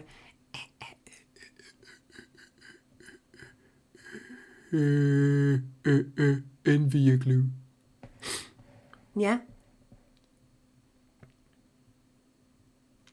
Don't worry about the hertz. The hertz is completely irrelevant with this because hertz is pitch. And this is not pitch. Again, reminder. Or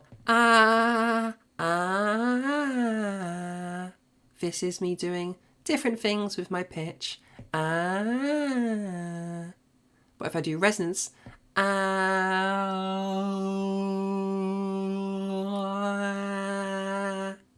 that's resonance. Okay? You'll be back in 10 minutes, no worries.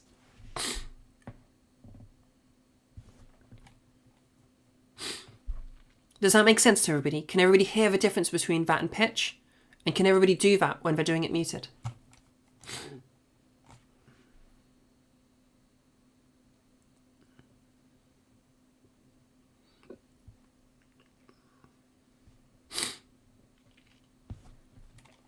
Hopefully that's nice and clear. I do have one quick question. Yeah, go for it. Absolutely. When I'm doing like the whispered exercises, I notice that my mouth opens up more when I'm trying to do the masculine side of things. And I'm not sure if that's correct or not.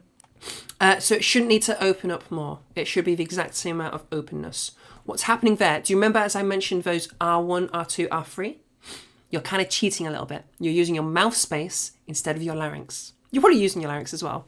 But try to keep your, make sure you're staying on that same vowel, okay? So an A wants to stay as an A. An E wants to stay as an E. An E wants to stay as an E, okay? Just change out resonance as it goes up and down. Does that make sense? So what's probably happening for you is whichever vowel you're on has probably changed a little bit, that darker versus that brighter.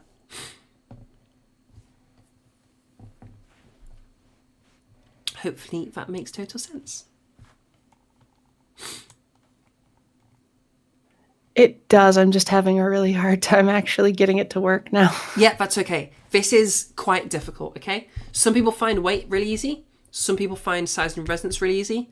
Although most people find size and resonance harder than weight. So if you're struggling with this, don't worry. This is very much a journey. It's a marathon, not a sprint. For me, this, I could do weight pretty much straight away. This took me months to get right. So, if you're struggling, don't worry. That's totally fine. Just keep playing with it.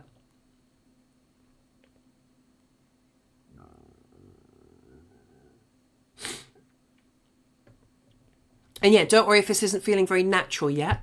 It's only when we start bringing a bunch of things together, that's when things start sounding more natural. So if you're masculizing, you might end up just sounding kind of like this, or kind of like this or something. But this is better than if you're just over here. Yeah?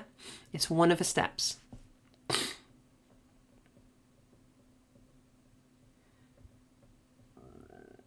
But this over here is kind of your goal if you are masculizing, okay? This is your darker resonance.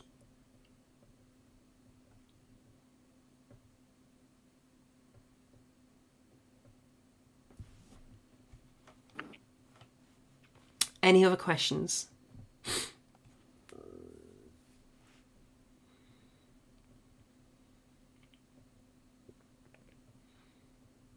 Because the throat is going down too. So is the back of your mouth. Yeah, so if the back of your mouth is moving, that's okay, all right? Specifically, it would be the root of your tongue.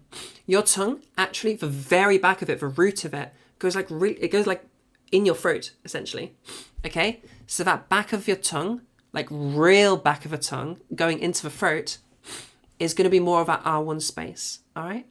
If I remember rightly, the root of your tongue is actually connected to your larynx. So it's all kind of connected there. So that reminds me, something I mentioned. Okay, so the reason you're literally able to do this is because of a swallow mechanism. Your ability to swallow is, part of the swallow is moving your larynx up and down.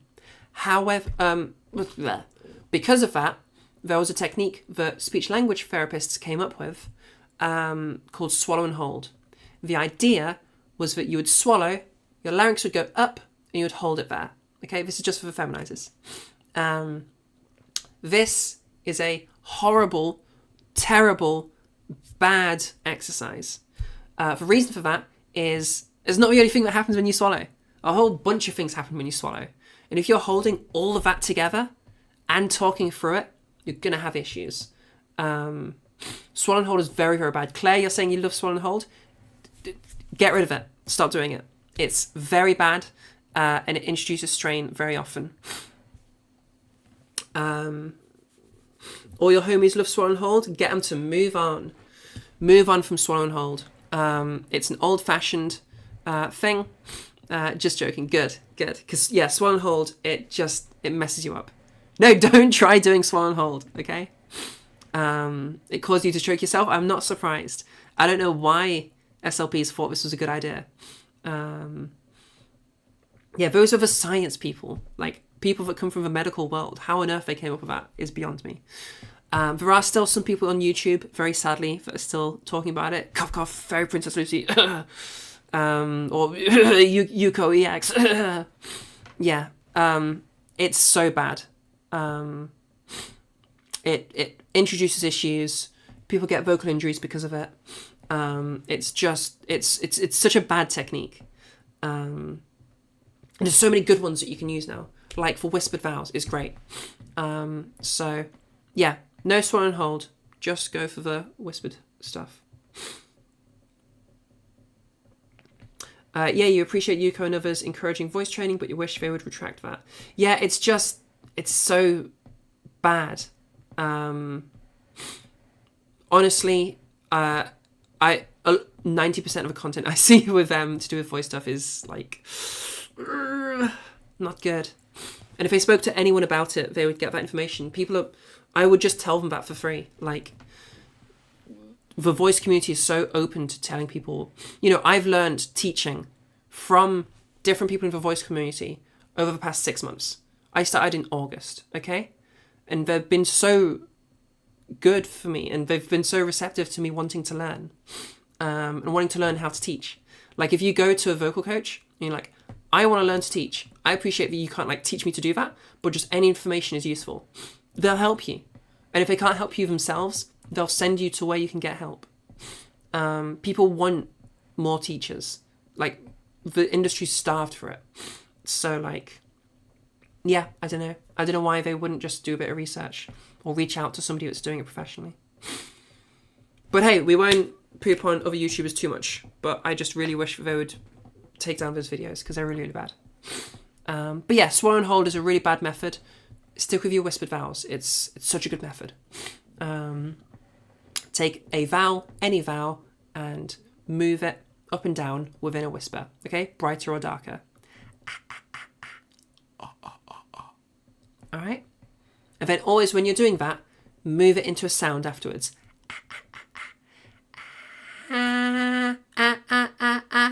Ashes to ashes.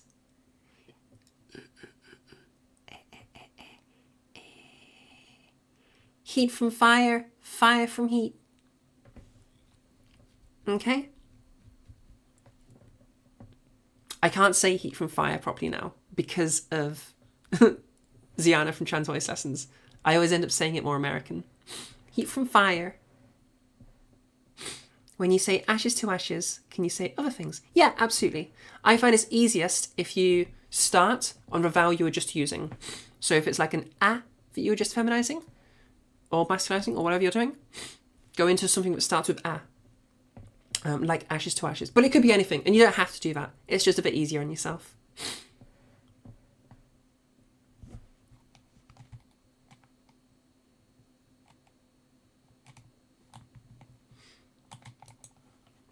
Any other questions about that?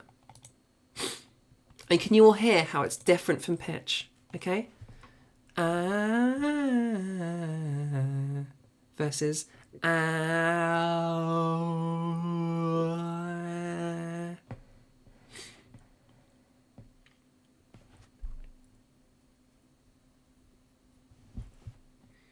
Hopefully that's nice and clear for everybody. So if you're feminizing, I would say this is like the second thing that you do. If you're masculizing, do this first and then go over to wait. Okay? Usually, although it doesn't really matter that much, to be honest. But for some people, that can be useful. It's funny how Mean Girls sort of popularized the stereotypical trans voice in a way. Yeah, kinda. And now it seems like people unintentionally slide into it when they're trying to work on their voices. It's like a reflex or something we all end up imitating without realizing it. Yeah, it's because of that kind of Valley Girl. I think it's like California or something. I don't know. That area of America has like a very bright sort of a sound to it in the feminine voice. So it sounds more feminine because like everything we associate with femininity, it's all in that accent, like souped up crazy. What kind of voice you're referring to? It's this voice right here, okay? If you've watched the film Mean Girls, they talk like this, okay? Yeah, that voice there. And they curl their R's a lot because it's that part of America. Okay. Sorry, question. Yeah, go for it. Just got my mic working. All right. So is like somewhere around here more where that's Perfect. supposed to end up? Yeah, that's exactly it. Okay. You did a really good job there. Well done. Well done. Assuming you're feminizing, then yeah. Very good job. Well done. Any other questions?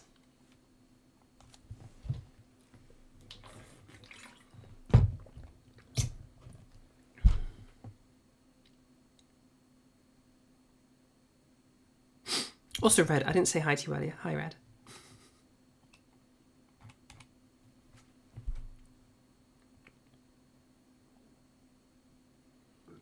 Hello, can I ask a question? Yeah, go for it. Absolutely. Sorry, I think I came in a bit late, so just wanted to check. You're not teaching something different from where you're supposed to get your larynx to go up? Yeah, this is the larynx stuff right now. Yeah, but you are still saying we do need to raise our larynx to make the female voice, right? Yeah, so if you're feminizing your voice, you are raising your larynx. Yeah. I would prefer people to not focus too much on doing that when they're actually thinking about doing it, though, if that makes sense. Like, that's the mechanics of it. And if you see someone saying raising your larynx, they're referring to this. But I want you to focus on the sound, okay? Use that whispered vowels as your, like, method, as an exercise to get into it. But really listen to the sound, all right? You want the difference between this sound right now and this sound right now, okay? This versus this is that change, okay? Yeah. Right now, I'm at sort of I've only been doing a little bit. Now I'm about here. That's where I get to at the moment. That's Yeah, so, right, what's changed there is your pitch, not your resonance, okay? So if I'm kind of over here, and then I kind of go over here, all I've changed right now is my pitch, okay? But if I move my resonance instead, now I'm over here, and now things are sounding more feminine. So remember, resonance, not pitch. Really easy to conflate the two. Again, sorry, because I did think I missed that.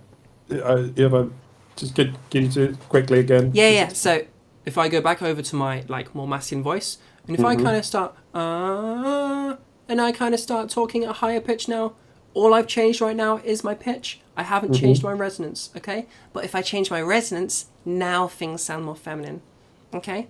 So that resonance change is what we're looking for. All And right? how are we doing the resonance So that change? exercise I was on about earlier, the whispered vowel. So remember, a whisper, vocal folds are staying open instead of opening and closing and opening and closing, which means the pitch isn't being applied properly. My monitor's about to turn off. Okay, the pitch isn't being applied properly because they're just staying open. Okay, so that means that the only change in the sound is that resonance shift. All right, so if we go for a whisper and we stay on the same vowel, okay, we'll go for an ah, for example.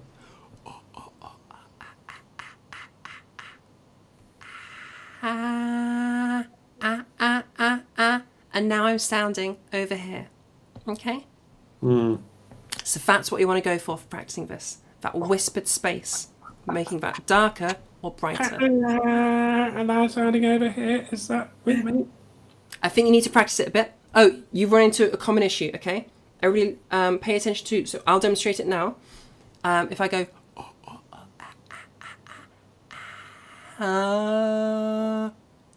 my resonance dropped as I went into phonation. Okay, really common mistake. Watch out for that in your own voice. Okay, what can be useful is one, just kind of listening to that whisper and like getting it in your head. I can kind of repeat that. Okay, stay on the whisper for longer. Just stay on that whisper. That's not whispering. That's not whispering. It's not whispering. Okay. Like a proper whisper, like, hey, I'm talking to you like this. That's a Yeah, but whisper. not get any sound out though. When Yes. you whisper. So stay in the whisper. Yeah. Get yourself like into that brighter area. Listen to it. Get it like in your head, and then go into the phonation. Okay. Take it slow. This is like a really weird thing that you haven't done with your voice before. So take it slow.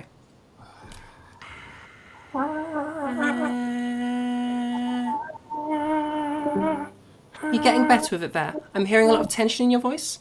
So just play around with that. Don't push it super hard, and keep it nice and relaxed. Okay. All right. But you're getting there. You're getting there. Trying to get sound out for it. Okay. I think Yeah. this is going to be a lot of practice for you. Yeah. But for everyone, this is like a really weird thing that you've probably never done with your voice before. The weight stuff, it comes up in normal behavior. Resonant stuff doesn't really come up in normal behavior. So play around with this a whole bunch. All right. Thanks. Yeah, no worries. No worries.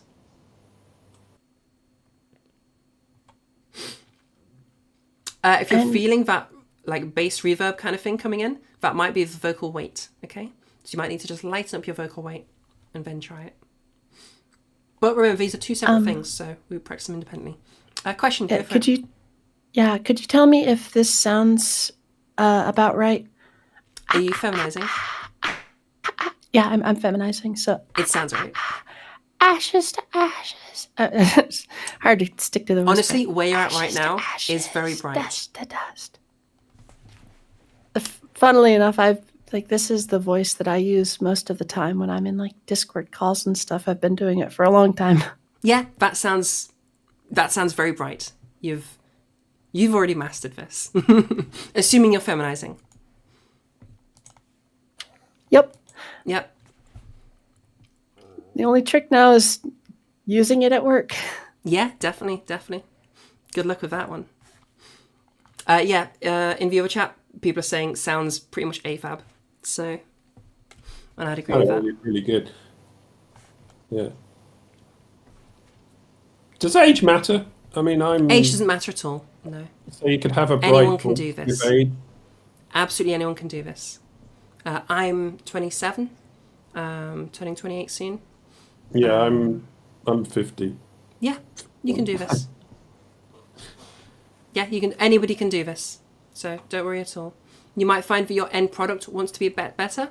You might find that your voice, if you go like super light and you go super bright, you might actually find that you're sounding like younger than you mean to. So if you find that you're having issues, but we'll talk about that later in like a couple of slides time. And this whispered method really eliminates that male sounding dopiness that you get. Yeah. So a lot of trans people actually still retain in their voices, I hear. Well, you put it wherever you want to, essentially. But if you're wanting to just get that femininity into it, then you'll brighten it. If you want to get that masculinity into it, you'll darken it. Envious and in awe of how effortless that sounded. That just comes down to practice. It's just a practice thing. Was that a question there coming in? From somebody? No, I just wanted to know if I was doing this right. Like, you just going by ear saying, oh yeah, you're doing this right. So, I think you could get brighter. Can you go through the exercise? Whispering a vowel. Any vowel you like. Go through the whole thing. So...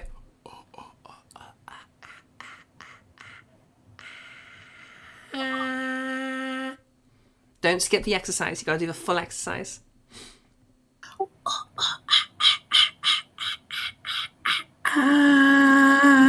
Yeah, that sounds pretty good. I think if you keep practicing, keep all of that tension out, you'll probably get to brighten a little bit more if you want to. But yeah, you're on the right track. Definitely. Just keep practicing. Excuse me. That was directed to whoever was talking at that moment. I have like free chats in front of me, so I can't tell who's talking at what time. I just react to whatever I'm hearing. Oh, that was me. Yep, so whoever said that was me, I was referring to you.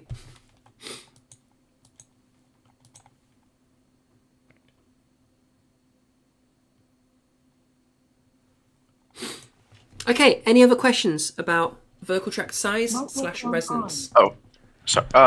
Yeah. Go for it. It's okay. Sorry, my mic was muted. I got. What was I saying? Was there a question there? Yes. Could you do the demonstration again? Yeah. So we're in a whisper. Okay, remember everyone? We're staying in a whisper. I'm going to use the letter A, or sorry, the vowel A or A.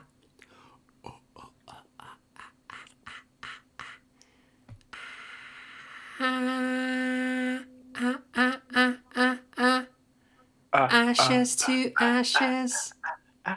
Go through the whole exercise. So like, how So many? start- Like, because I can do like, I understand No. like where I'm Stay in raising. the whisper. Yeah. You must always start in the whisper and go through it.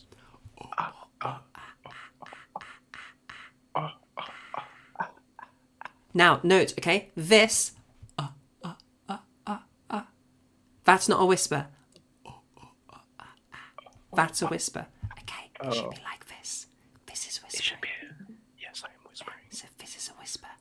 And now we're doing the difference between this whisper and this whisper. Yeah.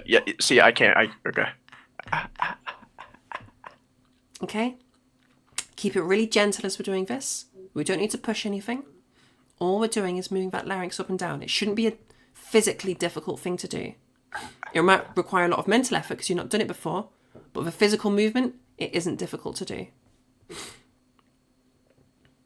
So it should take a lot of thought. It shouldn't take a lot of physical effort. You're not pushing anything. Like it's literally me moving my finger up. It's that much effort or down. That's all the effort. Okay? Like it's probably less effort than that because he has smaller muscles and stuff. What's wild, blah, blah, blah. I'll try that again. What's wild is right now I'm in like fem mode. It's easy for you to do the fem voice and hard for you to do normal voice. But when in public, it's a complete opposite. It's like mental block and you hate it. But you've only been out for a few months. Yeah, that's just going to be a thing and you just got to work through that. I find that my voice is at its absolute best when I'm in front of my computer. The reason for that is because that's where I was originally practicing. I had my lessons online. And so all of my best practice happened in front of a computer. And then I do these workshops every single week. So this is like super good practice for me. I originally started doing these workshops as voice practice. So you get my best voice right now. Things get a little bit iffy as we get away from being in front of my computer. Now that's less of a thing because I've gotten used to it. But yeah, it's just going to take time and practice, I'm afraid. Try to practice in like different environments to help avoid that. But it's always going to be a thing. Keep practicing and you'll get there. Yeah, there's no easy way to fix that. You just got to practice in different environments, I'm afraid. Practice makes perfect. Exactly. All right, any other questions about size and resonance? So remember, we stay in that whisper space. We don't ever skip it, okay? Because people really desperately try to skip that. I don't know why. Use the exercise. Use that to brighten your voice and then go into phonation, okay? Once you're like really good at it and can do it without even thinking about it, then you can skip the exercise. But while you're learning it, absolutely not. You need to go through the full exercise. Really take your time with it. Just stay in that whisper. I forgot when I did the whisper, my larynx was raising as I did it. Like when I go like That's not a whisper, though. larynx That's not a whisper. raises. That's talking. That's talking. Okay. That's a whisper. So make sure the whispering is like this. Okay, this is a whisper. This is not a whisper. This is a whisper. Okay? Only go into phonation once you've been in for whisper space and used that to get to where you're trying to get to. Only then are you ready to go into phonation. Do go into phonation, but you've got to be in the right spot first. Makes sense. Is it too quiet? Am I doing it too quietly? No, quiet is fine. In fact, quiet is better.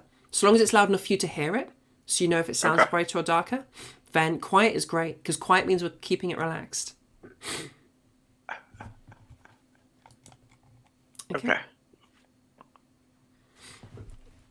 All right. Any other questions before we move on?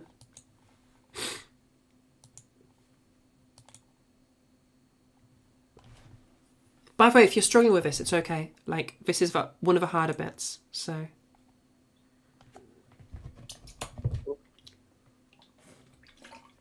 Remember this whole process. Actually, I said I've been working my voice for a year. We're closer to 14 months now. I need to fix that. It took me about 10 months to get to a place I was happy with. And it took me another, like, few months after that to, like, habituate it and make it a full-time thing. You're having a time of your life just trying? Yep. All of this is just about exploring, having some fun with it. Just play around.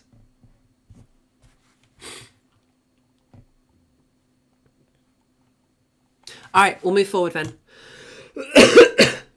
Excuse me. So, let's just have a little recap. All right? So, to start off with, if you're brand new to voice work, do your softies. Spend like a week just doing those 4 or 5 times a day. Okay? That's going to get you into some really good habits, some really good practice habits. And it's going to make sure that you're in a really healthy place to start moving into actual voice work. Once you've done your little beginner's week, then if you're masculizing, move on to size. If you're feminizing, move on to a weight or quotient. Okay? Remember our weight exercise is going to be that versus the okay? Or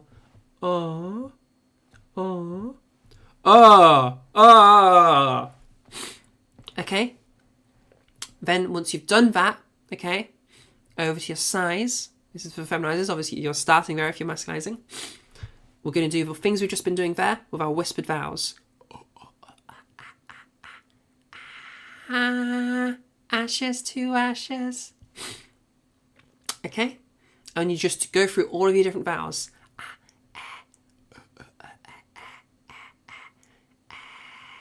Echo.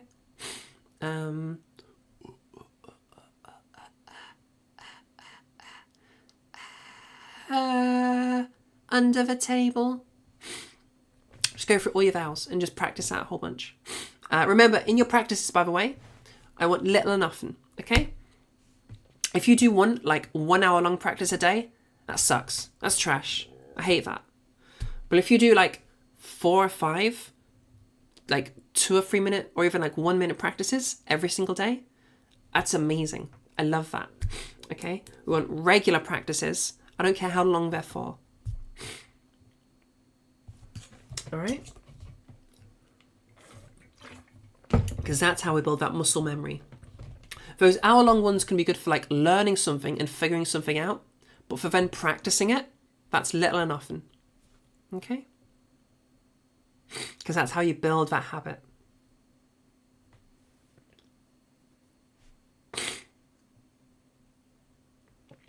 You drive cars alone as a job, so you have 8 hours where you might as well be practicing. Yeah, go for it. Also, practice is only so good. Practice will help you build a habit of using it, but ultimately, nothing beats just talking. Always, I want you to use your voice and bring it into just talking, okay? You can talk about your day, just talk to yourself. Talk about your day, what your plans are, or what you've been doing, like a dear diary, or explain the exercise to yourself out loud, or just explain any topic to yourself out loud. Anything where you can just talk for a few minutes to yourself out loud. Excuse me, I'm really struggling with my voice right now. How much of a gap do I need in between these? I feel like I probably can't have one. Every 3 hours. Oh, or as required. That's okay then, right? You can read off packets like that, huh? One of my exercises that I'm trying is just coming up with random words. Is that a good one? Yeah, so... It's very difficult to think what to think when you're trying to... Yeah, it's difficult to think what to say, absolutely. Yeah. I would say reading is good, but nothing beats talking out loud without, like, reading off, if that makes sense. It's really useful because it will help move things into that more automatic area of your brain, okay? I'm not thinking about how to move my voice anymore. I just do it. And the reason that I'm able to do that is because I've practiced just talking out loud so that I have to think about what I'm saying and I can't think about my voice. So it forces my brain to shift all of that into the automatic areas. Okay, I think it's like your amygdala that does that or something, I don't know. But like there's a particular part of your brain in charge of automatic stuff. So like when I pick this up, when I flick that, when I take a drink, I'm not thinking about what any muscles are doing. I'm just pick up bottle, drink. That's all I'm thinking. Okay? That's what I want you guys doing. I want it literally just to be Brighton voice, talk, girl voice, boy voice, whatever. That's where I want you guys to end up. And the way we get there is think about what we're doing, okay? Listen for those sounds. Think about the sounds, all right? Do those exercises and stuff, and then just talk, all right? Because that's going to be brilliant practice for getting things into those automatic areas. Early days, as you're talking, listen to your voice, see what's happening. If your resonance starts shifting back to normal, bring it back again and bring it to where you're wanting. Or same thing with your vocal weight. Yeah. What makes people confused about your voice where they can't tell what you are? That's where I want to be. Oh, yeah, sure. So you want to be somewhere in the middle then, Sloan. Super androgynous. Yeah, just all of the exercises we've been doing so far, go somewhere in the middle with them. I would say for androgynous people, it's useful to, so if you're AFAB, I would say just full on masculinize. If you're AMAB, full on feminize, so that you're good at doing the individual things. And then once you've gotten good at those individual things, then shift it to where you're actually wanting it to be. So you can play around. How much did you miss? Quite a bit, I'm afraid, Gar. Quite a bit. I would say if you've just joined us, basically you've missed softies, you've missed vocal weight, and you've missed resonance. If those are things you wanted to cover, go over to the VOD. We're streaming right now, youtube.com/transnetwork-12. Sorry, I am struggling right now.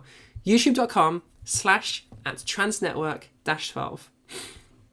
Head over to there, and if you want, pull it to 0.25 speed.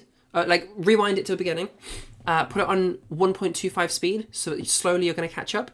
Do it to normal speed when I'm going through an exercise, but for everything else you can speed up, and eventually you'll catch up to us.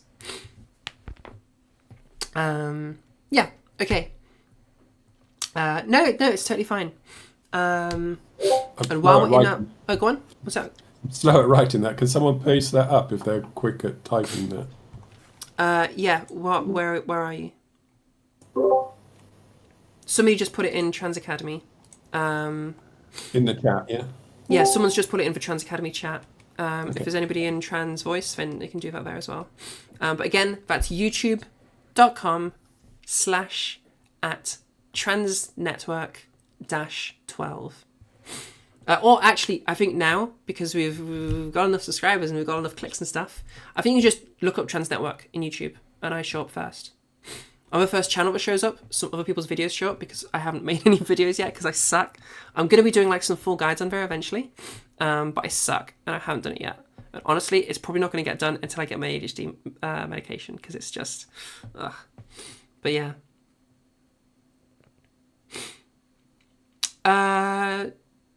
Sloan, do you want a copy of the workshop? I could probably do that. I can just link you the workshop if you want. Yeah, do people want an actual link to the workshop itself? Like the presentation bit? Yeah? Yeah, I'll do that right now. Ignore all of my tabs and stuff. actually, I'm going to do this. We're going to, just in case this shows something that I don't want it to show, share. And I want, yeah, it did show something I didn't want anybody to see. So I'm glad I changed that.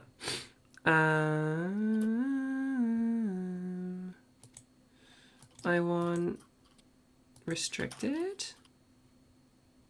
Only people with access can open. No, I want anyone with a link. And then I want, yeah, just viewer. Okay, perfect. Copy link.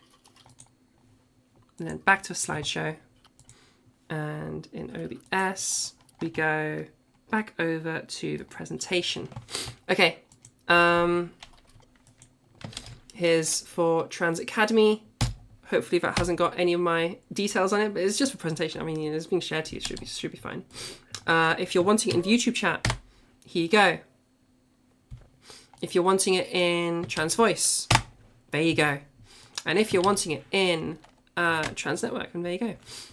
Please let me know if you guys have edit rights there. You shouldn't have edit rights. I'm pretty sure I set that up right. But if there's a problem, let me know. The transition seems to obliterate the bitrate. You can't edit. Good, good. No editing. I need that. I missed the YouTube one. Where did that go? The YouTube one was only I was clicking on it. Didn't click on the YouTube one. Yeah, the YouTube one is usually fine for the like presentation sides of things. Did that end up in chat though? I can't see it there. Oh, sorry. That was for that's a link to the presentation. Somebody else has just linked for YouTube there. Caitlin's just linked for YouTube. Thank you, Caitlin. That was the presentation itself, like the PowerPoint. While we're in for a quick break, I'm going to plug all my stuff, because plug the stuff, hells yeah. So, firstly, the YouTube, I've talked about it a whole bunch. You can head over to YouTube if you want to head over to the YouTube. All of my workshops end up there, and they stay there for eversies, so you can rewatch any parts that you need to. If you need to go back over anything, then you can do that. Check DMs real quick. I will do that. After the lesson. Oh, thank you. Yes, please. I will absolutely take you up on that. It's only in Discord that it's happening. But I will super take you up on that offer. Thank you very, very much. And if you're not around at the end, I will seek you out, because I would love to know how to figure that out for Discord. Yes, plugging my stuff. YouTube, all the workshops end up over there. I will have some YouTube videos coming out on feminization, masculinization, and androgenization. I'm struggling, okay, with the whole making video stuff. Realistically, ADHD is just becoming too much of an issue for voice, for video stuff. So I'm hoping to be diagnosed soon. So hopefully that will be dealt with, and we can actually have some videos for you guys. All of my stuff, the central place for just everything is my Discord. Discord is the best place to get everything. I do free private lessons on there. So that's a thing. Everybody's getting me to check DMs. What is happening? Oh, you can see an IRL name. Okay. Oh yeah, that will be my dead name. Oh, how do I fix that? Can you tell me how to fix that? I don't really care about my dead name being out there, but I do care about my surname being out there. You know what? We're gonna cheeky remove that real quick. If you guys have the Google Docs, I've just removed the links to that because it's showing my full name. Just don't tell my name to anyone, and I would really appreciate that.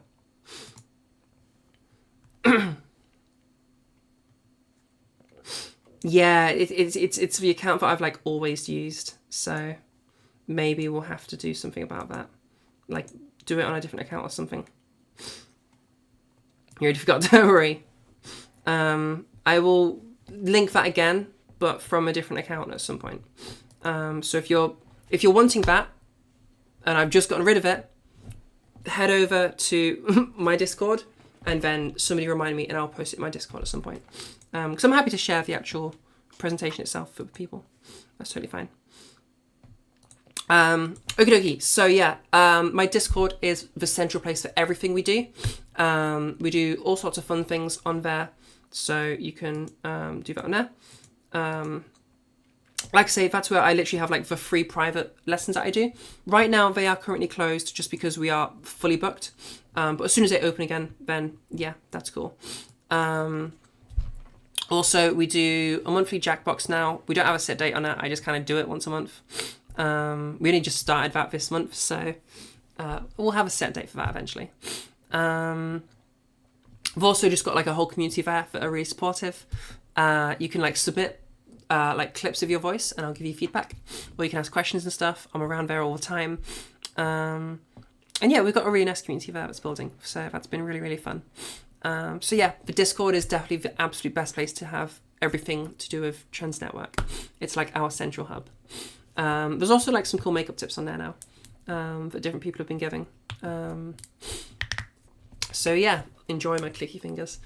Also, if you are benefiting from this and this is helping you, everything I do is free. I do absolutely everything for free. What that does mean though is I have to work a full-time job, obviously.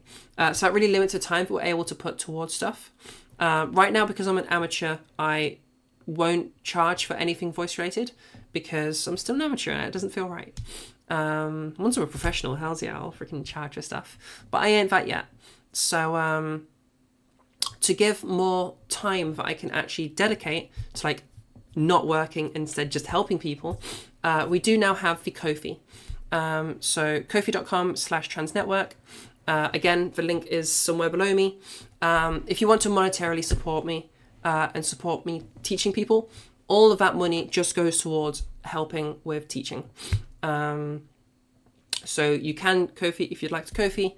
There's tiers for like monthly subscriptions if you want to do that. And I'm also doing some extra content on there. It's not voice stuff because I want that all available for free. It's more just like fun community stuff and stuff to do with me. If there's like ideas I'm thinking about with voice stuff, that'll go over there. Stuff I'm just like thinking about, or just little ramblings that I have. We're gonna do some like different cooking things on there. It should be pretty cool. But yeah, so if you just like me, I guess, then that's how you'd support with money. And if you like that we're bringing free stuff to people, I'm the only person I've ever seen doing free private lessons. So yeah, that's, if you want to support that happening, then that's how it happens. Also, I'm currently saving up to eventually, Seattle Voice Lab has a certification program. So I'm hoping to do that. It's very expensive. It's $1,500. So I'm saving up to eventually get a course of that and literally be trained to be a professional coach. So it's very expensive. We're saving up. Any contributions you can give will literally, it'll 100% go to teaching people and helping people with their voice. So if that's something that's important to you and that's something that's benefiting you, then please consider giving some money because it's to a good cause and it helps all of us. Okay, enough of my shilling. All right. Yes, most of us can't afford that. But yeah, it is what it is. I mean, they are literally teaching people to be a professional. So like it's an entire career. I guess compare it to like a degree. I mean, it's a lot cheaper than that. Okay, let's keep going. So we've talked about all the stuff we talked about. Weight. We talked about the softies. We've talked about the weight. We've talked about the resonance stuff. Now you'll notice when we were doing that resonance stuff and when we were doing that weight stuff, neither of those really made us sound feminine or masculine. Okay? If I kind of sound over here, it doesn't really sound masculine, it just sounds weird. Okay? If you end up kind of over here, which you might end up doing in your, if you just increase your, if you brighten a masculine voice, you might end up over here. You might end up doing it, probably just brighten the hell out of it. Exactly, there. Brighten it and lighten it. That still sounds weird, okay? The reasoning for this is fullness, okay? Fullness is the idea that your vocal weight wants to be in harmony, in balance with your vocal resonance, all right? So as I brighten a voice, I also want it to be lighter. As I darken a voice, I also want it to be heavier, okay? That chart there should explain it more. So a smaller vocal tract size wants to be paired with a lighter sound, and that will produce a full femme voice. Okay? So to show you, this graph, really, really useful. All right? Imagine a line between that full femme and that full masc, okay? Where everything is perfectly in balance. That's the fullness line.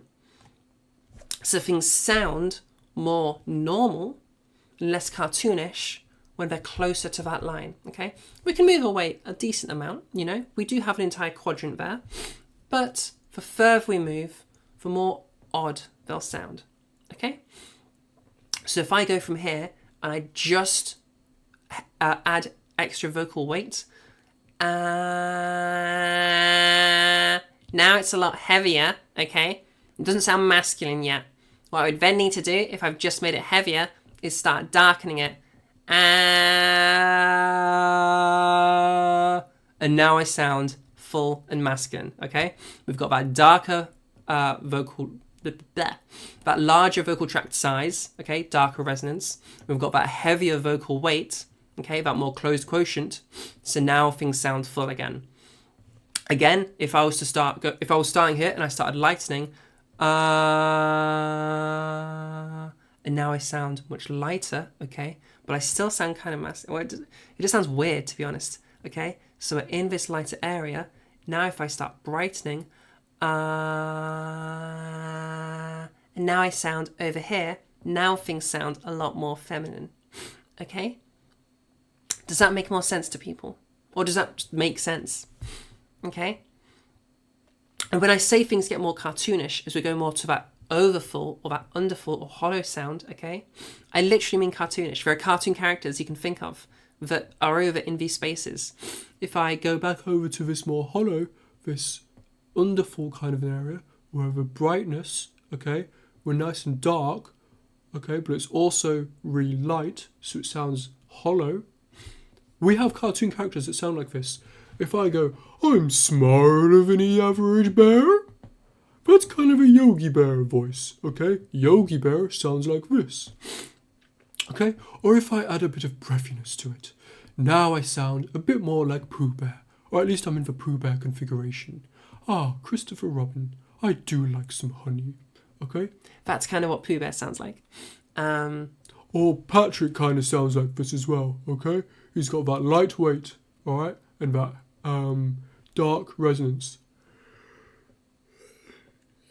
Excuse me. Okay, and if I go over here in this really overfull kind of annoying area, now I sound a bit more like SpongeBob, okay? Or like, it's kind of like a nerd voice as well, or like a gnome or an elf, okay? This now sounds like any of those characters you can think of.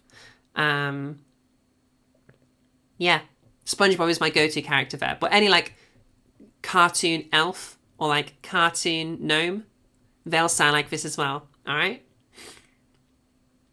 Also, everything's... Like, oh, go on. Sorry. You also sounded like Janice off of Friends. Do you remember Janice? I never watched Friends, but Janice off of Friends, okay? For everybody at home. By the way, for me, everything sounds a little bit more nasal, okay? That's just because my nose is a little bit blocked. Ignore the nasality. You probably don't want to sound too nasally.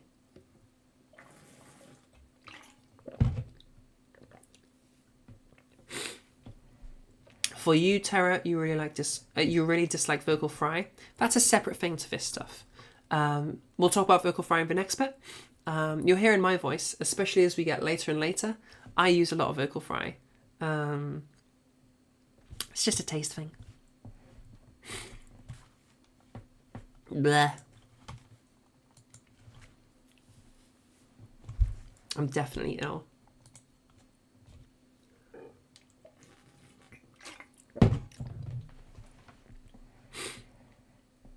Okay, any questions about fullness? It should be a reasonably simple concept. Just your vocal weight wants to be in line with your vocal tract size or your resonance, and that'll make things sound more normal. Whether you're going for masculine, whether you're sound for feminine, just keep them in relation to one another.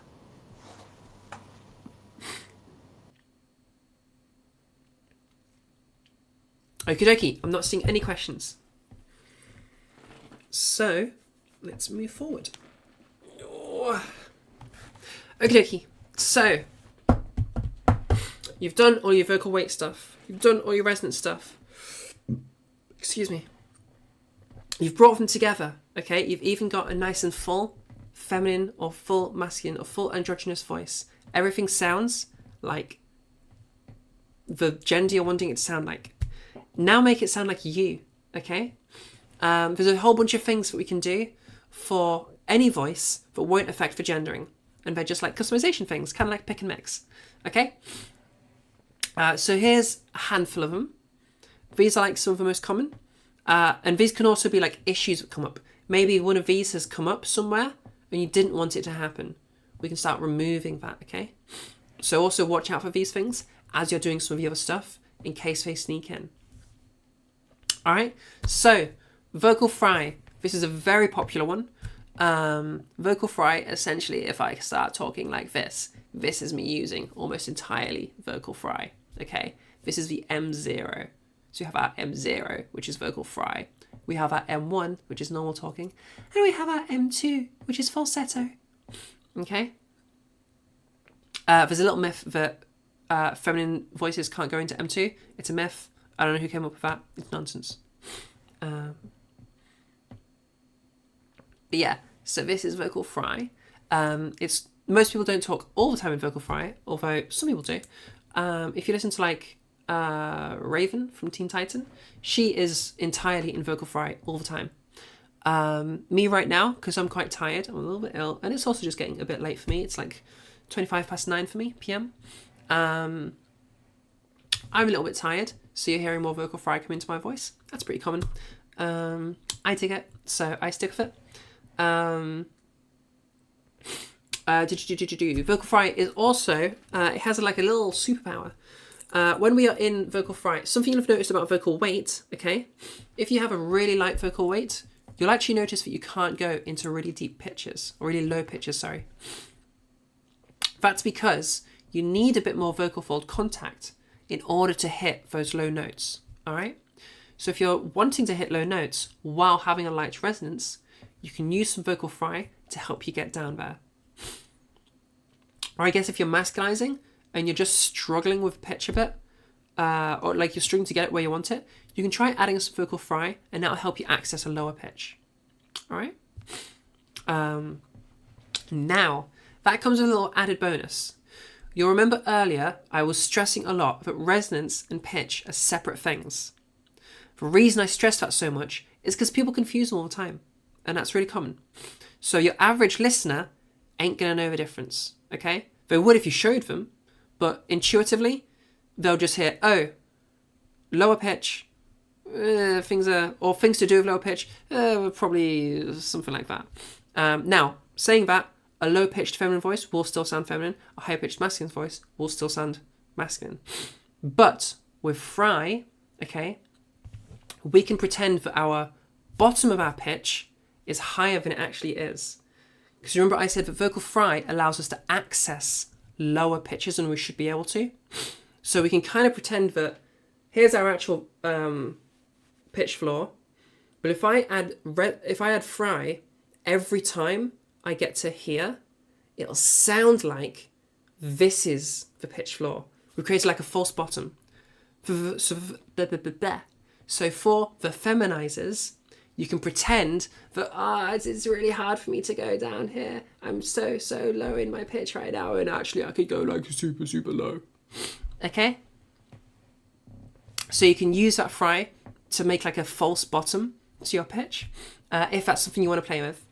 Some people really like that, so by all means play around with that. Okay? Bye, Gar. Thank you so much for coming. Okay, so there's vocal fry. All right. Now, pitch. You'll notice I've got this in the non-gendered area.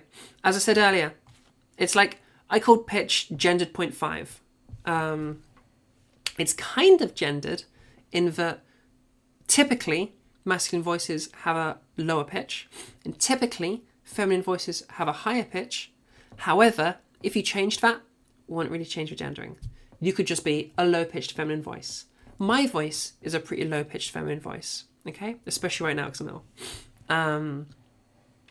Again, if you were masculinizing your voice, but you had a high pitch, you just sound like a dude speaking in a higher pitch. It ain't gonna affect things that much. As long as your resonance and your size, as long as your size and your weight are where they should be, it ain't gonna matter. Okay? Which means you can kind of just put it wherever you want. If you want to sound like a high-pitched dude, sound like a high-pitched dude. If you want to sound like a low-pitched chick, sound like a low-pitched chick. It's totally fine. Or sound like a high-pitched chick. Do whatever you want. Pitch can go wherever you want it to go. It's totally fine.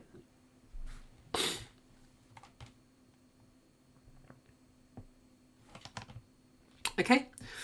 We'll go into... I don't think I'm going to go... I can't do nasality right now. I'm too blocked up. We'll do a little bit of twang.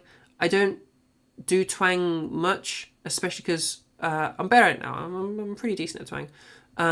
But like it's loud, and obviously I have thin walls between me and my neighbour, so like that's a bit of an issue. But we'll go over it a little bit. If you look up twang on YouTube, you're going to have a better time because I can't really demonstrate it very well right now. I am planning to get some like soundboards to suppress the sound, and hopefully then I'll feel more comfortable doing it more. But essentially, if I kind of go a bit more like this is me adding a whole bunch of vocal twang, okay? You can hear there's like a, I guess just like a twanginess to it, okay? It makes it louder, okay? It projects the sound more, and it makes it brighter. If you want to practice this yourself, okay? I don't use twang much. It's really common in like Southern American accents. They kind of sound like this a lot more. That's got a lot more twang going on. Yeah, that Southern twang is twang. That's why they call it a Southern twang. That Southern twang. Yeah. I'm horrible at accents. I'm so sorry for everybody that has just witnessed and heard that. Yeah, if you want to practice that, imagine you are a little baby and do like the cartoon crying like that. Wee, wee, wee. Okay, and then bring back into your talking. Now things sound a little bit more. I can't turn off Southern American accent. But yeah, that wee, that that's the twang coming in. Okay, what's literally happening is your tongue is like moving up to your mouth, to the roof a little bit, like the back of your tongue, or like the middle back, I guess. It's not a great demo. The exercise will work for you if you do it properly. I'm trying to be quiet right now because it is late in the evening in the UK. If you look it up on YouTube, there are like really clear demonstrations. So yeah. Okay, nasality. We can do the exercise a little bit. If you imagine, try to do like the villager sound from Minecraft. Okay? And then bring that into your talk. I can't do it very much right now because my nose is blocked. If I go nasal, I just can't talk. How do you reduce nasality? For reducing anything that you're struggling with, like it's a thing that's creeping in and you don't know how to get rid of it, do it more, okay? So if you're struggling to reduce nasality, instead, increase nasality, all right? Increase it, get familiar with it, and then try to reduce it, all right? You're sort of learning how to control it by leaning into the thing you're struggling with. Does that make sense? So if something's creeping in and we're struggling to control it, do it more. And by doing it more, we can learn to control it and then bring it back again. And then you should be able to take it away totally. It'll take practice, but you'll get there. So if you're struggling to reduce it, add more nasality and then bring it away again. So you can learn to control it.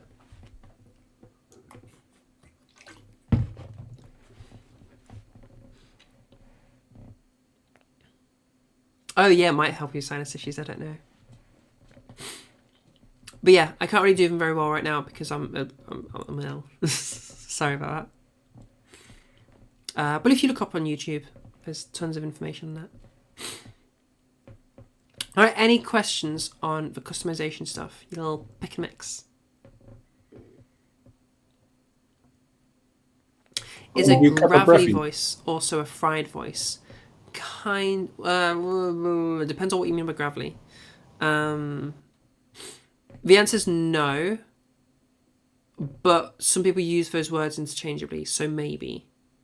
Vocal fry is this, okay? Me talking right now is vocal fry.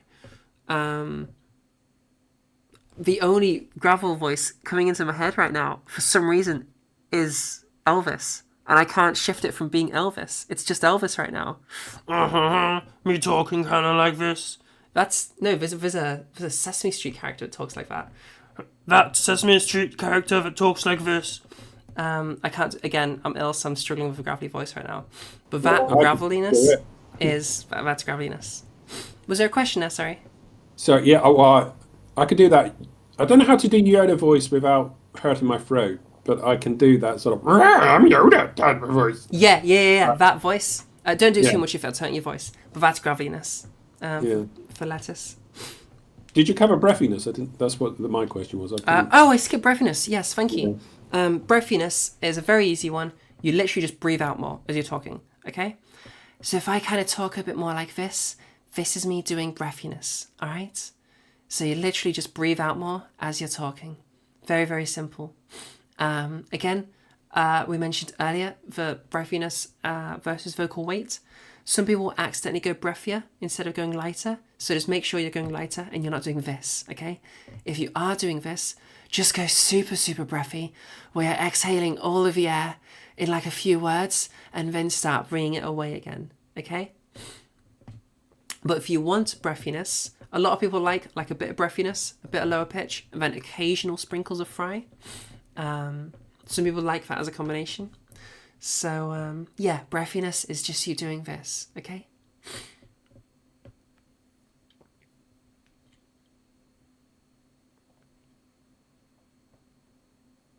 Yeah, breathier instead of lighter is a common issue. Make sure you're not doing that.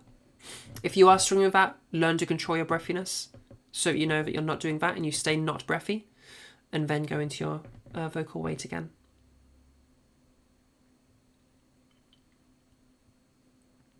Any other questions about customization things? Can I just check, because you weren't able to do nasal, is Nasals, is that the song? Nasal Yeah, it's pretty nasal. Yeah. So that sounds like hyponasality to me, where we've blocked off the nasal tracts, I think. Yeah. So if I was to if I go like this is obviously hyponasality, because we've blocked that vocal, we've blocked the nose a bit. There's a little bit of that in my, you might not be able to hear it much. There's a little bit of noise in my voice right now because I have a bit of a blocked nose. The other is if we have hypernasality, so it's all coming out of the nose instead of coming out of the mouth.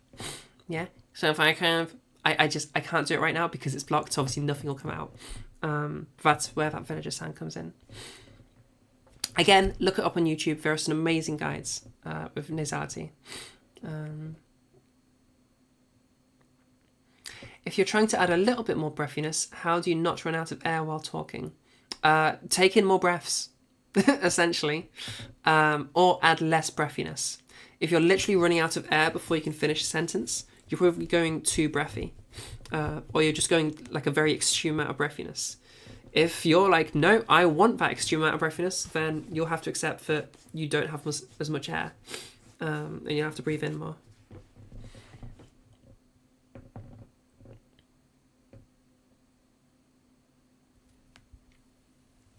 Any other questions? In fact, you guys can come up with your last questions on customization while I go to the toilet. I'll be right back.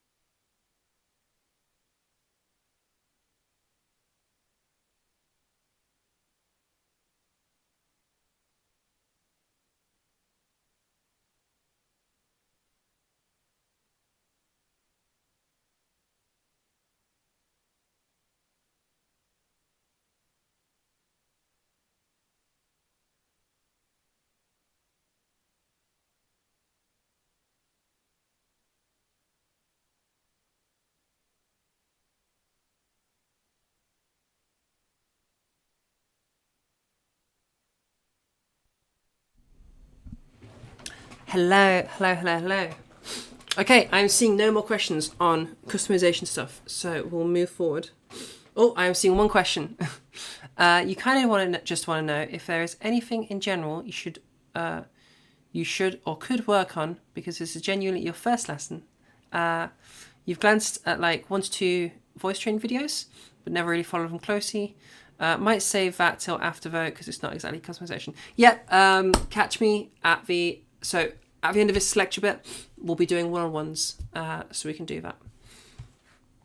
that. We have one more slide, so not long till the one-on-ones.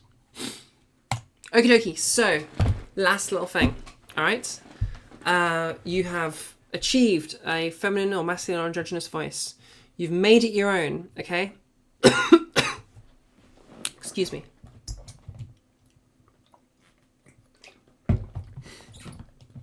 Ticklish throat. One more lozenge. We'll be fine.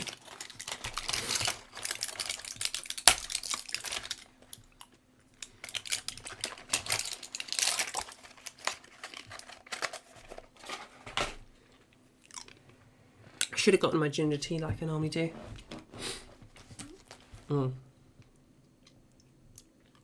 Okay, so yeah, you've managed to do a feminine or masculine or androgynous voice using that vocal weight and that vocal resonance, okay? We've managed to get things nice and full, so they're sounding pretty standard, okay? We've even modified it to be like our own voice, okay? With that vocal fry or resonance, that breathiness, or whatever it is that you're doing, okay? You've made it your own. But when you talk, things are just not quite sounding quite right. It might be a speech pattern thing or an articulation thing. So, there's a couple of things we can think about. These things are going to be very, very, what's the word I'm looking for? They're quite variable depending on your locality. So these are general rules, although things can move a little bit more in one direction or more in another direction, depending on where you live. So these are very general rules. You will know a woman, at least, or a man that breaks these rules in their voice. And it still sounds masculine / feminine. So this last bit is much more generalized. Take with a large grain of salt, okay? These are like on average. So, on average, feminine voices tend to be a bit sharper than masculine voices, okay? Sharper is the difference between these two sounds. T, t, t, ch, ch, ch. Okay? One's a bit muddier, it's a bit duller. The other one's sharper, it's clearer. Okay? I'm getting a knock knock. Oh, thank you. More water.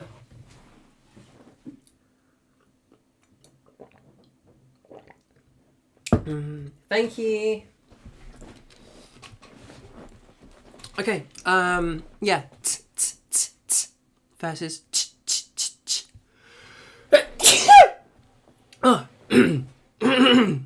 Excuse me. I've successfully feminized the sneeze, it seems. Okay, that totally threw me off there, sneezing. Yeah, t, t, t versus ch, ch, ch. All right. We can think of this as like hi-hat closed, t, t, t, hi-hat open, ch, ch, ch, on like a drum set. Okay. There's a few different sounds that this applies to. T, t, t, s, s, s, versus sh, sh, sh, or d, d, d, versus j, j, j. We're gonna need a lesson feminizing sneezes and other noises. I'll talk about that a little bit afterwards. Why not? I haven't got a slide for that, but we'll talk about it a little bit. Also, this speech pattern stuff, by the way, for most people, you're going to get it automatically, and you don't need to worry about it. For some people, you won't, and you'll have to do it manually. I was one of those people that didn't, had to do it manually. A lot to think about, but it'll all come together at the end. So, yeah, that sharper sound, that ta ta ta, or that da da da, or that sa sa sa, versus ja ja ja, or ja ja ja, or sha sha sha, okay, or cha cha cha. Okay, that sort of, your tongue is almost like closer to your teeth. Sa versus sa, okay, ta versus cha. All right. If we bring this into speech, it's like a full sentence. Ta ta ta. Terrible. Terrible David. Saw a spider. Okay. Terrible David saw a spider. It's very sharp. It's very.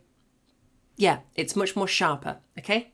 Now, be careful you don't go too sharp. If you go very, very sharp, then things end up sounding like the whitest woman you've ever heard.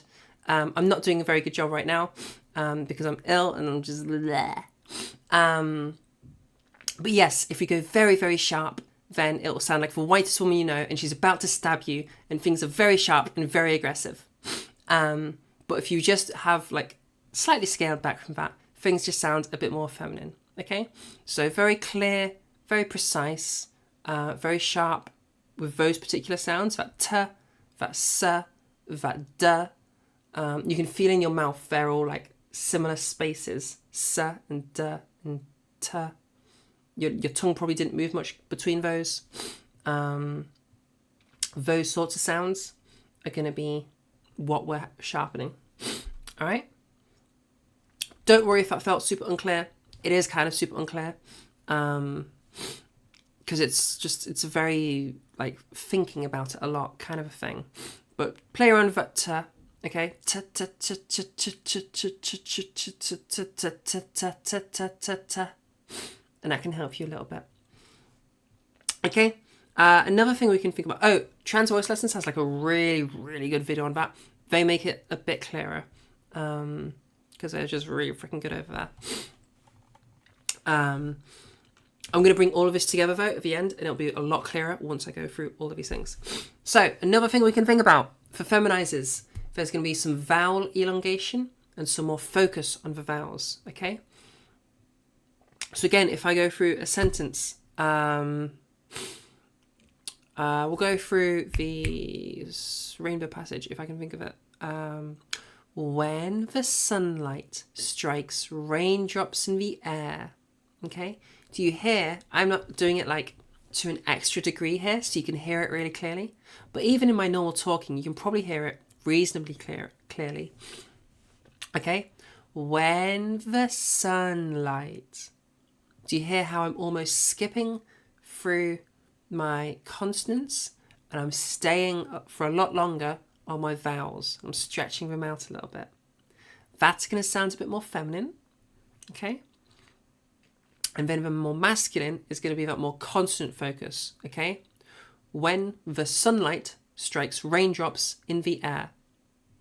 You're almost skipping through your vowels so that you can be more focused on the consonants for masculinized, okay? And the last thing we can then think about is some pitch movement stuff. So firstly, a more feminine voice is going to move more in the pitch, okay? Whereas a more masculine is going to be more monotonous, okay? So we're going to go further up and further down in our movements. Also, a more feminine voice is going to flow more, okay? So it's going to be going up and it's going to be going down, okay? And it's going to flow in between those different pitches. Whereas a more masculine voice is maybe it'll go up and maybe it'll go down, but it's going to be a lot more like punchy in that, okay? It's not going to flow, it's going to go from here and then it's going to go over here. And it's not going to have as much movement in general as well, okay? So that's a lot to think about at once. A couple of things to make it easier. For the feminine speakers, as you're talking, imagine like a wave, okay? And you're going to be going up and you're going to be going down. And as you're talking, you can start just riding that wave up and down, okay? and the speed can change, but generally we just want it moving up and we want it moving down in a nice and flowy kind of a thing. Mask more on consonants, fem more on vowels. Yep, perfectly correct. Now, I totally recognise that that's a ton of stuff to think about all at once, so that can make it very difficult, especially as we're trying to talk as we're going. So to make this easier, okay, we can try like putting on a voice a little bit, okay? For the feminine speakers, the voice you're going to put on is, move that cough drop to the other side. The voice you're going to put on, all right, is going to be, you're a kindergarten or a nursery teacher, and you're reading out a fairy story to the little kids, okay? So remember they're like 3 or 4, so you want to make things slow, you want to make things gentle, and you're going to make them flowy, okay? And to keep them interested, because it's a fairy story, okay, you're going to be more like expressive, okay? Once upon a time, in a land far, far away, there was a teacher teaching her class about voice stuff. And her name was Zara. There you go. There's a fairy tale about me. Do you hear in my voice that as I'm doing this fairy tale, we're going up and we're going down. And we're stretching out those vowels as well. And everything's super clear and super precise with that sharpness. So bring all of these things together into one voice. And that makes it easier for us to really compute it all, because it's a lot to think about at once. Okay? Does that make really reasonable amount of sense? We've got a mask alternative in a minute. Yeah? So hopefully that makes sense. If you're masculizing, your voice that you're putting on, okay, is you're going to do a presidential speech, okay? You're going to be talking about the state of the union, the state of the economy, and the state of global affairs. You could also be doing like a news reading. This is me, Jon Snow, not the one from Game of Thrones, instead the one that reads the news in the UK. I believe he does it for Channel 4, okay? This is me talking, and I'm talking like this, okay? You can hear how in my voice, I'm not really moving the pitch that much. I am a little bit, but I'm not moving it very much, just to like accentuate a point. I'm also, when I do move my pitch, it's jumping up and down, and it's not moving with much flow. Also, you can hear I'm kind of almost skipping over the consonants. Sorry, I'm skipping over the vowels. I'm really just making my focus on the consonants. Okay, so read the news out, or read a presidential speech. If you're wanting a more expressive kind of a masculine voice, you can be going up and you can be going down. Just make sure you are jumping up and down. President Obama does a really good job of this. President Obama is very expressive, and sometimes he'll go all the way over here if he really wants to make a point, and then he'll drop it back down again, okay? And then he'll make a really important point. Yeah, you can do all those kinds of things, and that can help you. Does that make a reasonable amount of sense to everybody? And does anybody have any questions on about speech pattern stuff, about articulation stuff?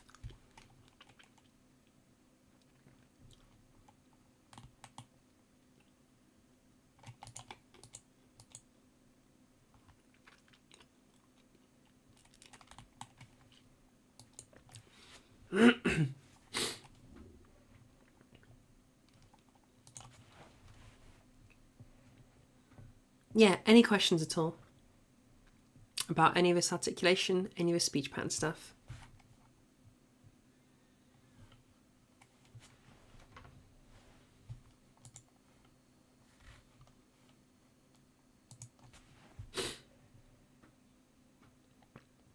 Oh, do I have any tips for ear training / recognizing size versus pitch? You have a tough time hearing size when it is changing along with pitch. Listen to sounds, recorded sounds that tell you what is happening when, okay? You can go back into the workshop when I did that comparison, and you can listen to that. There's also the famous Celine clips. Somebody in Trans Academy could you link the Celine clips, please? She has a wonderful array of clips that people can use. Thank you. So let's just put it in. Thanks, Beth. Just put it in Trans Voice. I'll copy it over. Yeah, you can use those clips. Celine has a wonderful archive of clips there that model every different point of voice. So if you want to hear some different size things, click on the different size things. If you want to hear some pitch things, click on the pitch things and use those to compare. Also, for playing with yourself, I would say if you're playing with size and you're learning size, maintain total monotony. Okay? Literally go into a robot voice and then play with your size. Okay? So now you know that the only thing that is moving is your resonance. Okay? Because I am totally monotonous right now. Yeah, so that can help as well.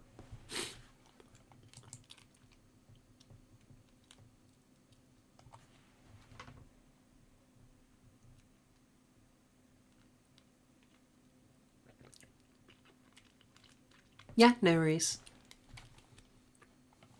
Okay, well, if there's no questions about articulation stuff, then let's move into our open forum section.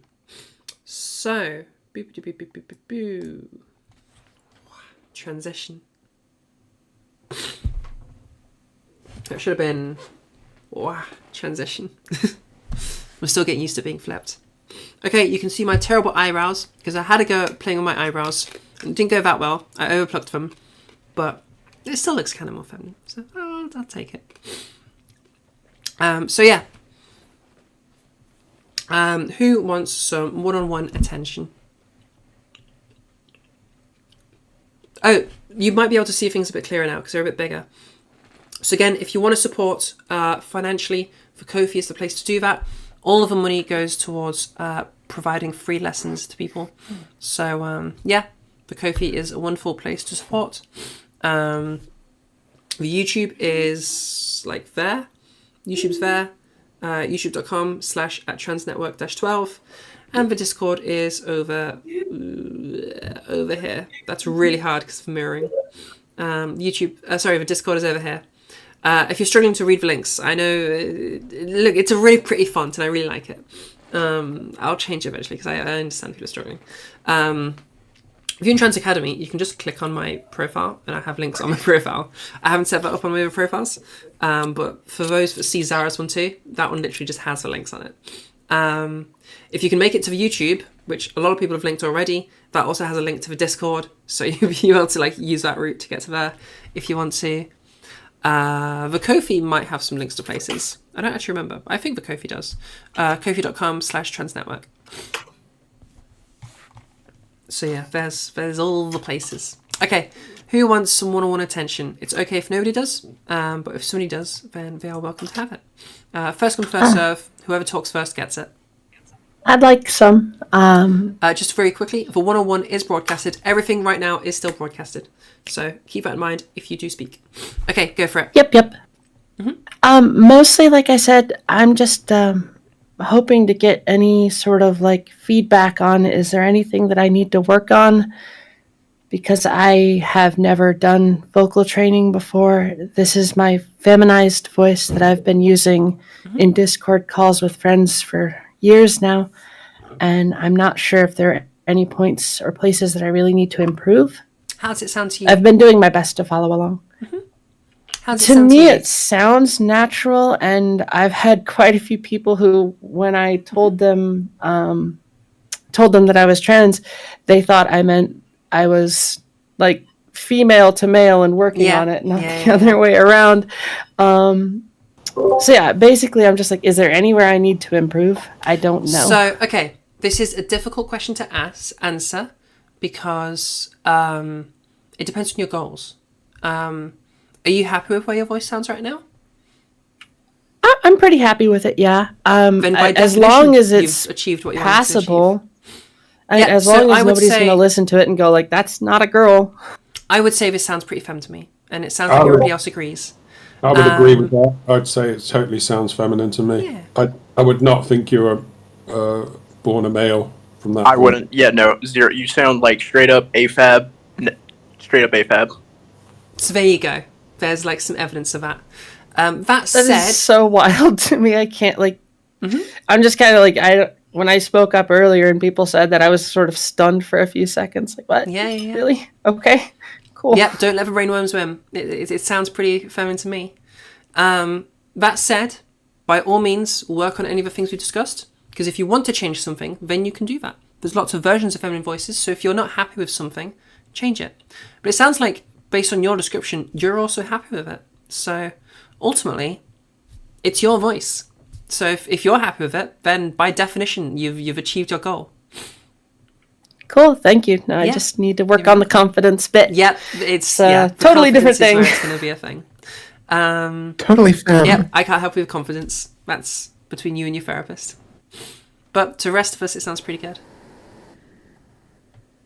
Good luck. You got this. Anyone Thank else? Who else wants some feedback? I know. Yeah, I just want to make a comment that after you've been doing this for a while, things don't like some of the. There was a barrier that I used to feel like would cross over when somebody would go from masculine voice to feminine voice, and it would really tweak something in my brain. Okay. And that it almost felt like the world was turning upside down when I heard a voice do that. And that no longer happens. I think in large measure as a result of all this ear training and working with different sounds that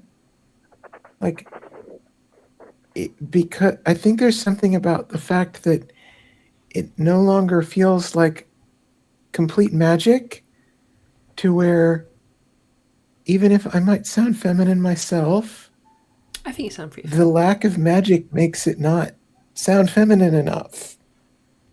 You know what I mean? Mm-hmm. Yeah, so I think ear training can be really useful because it demystifies voice so you can understand what you're hearing. So that's a really useful thing.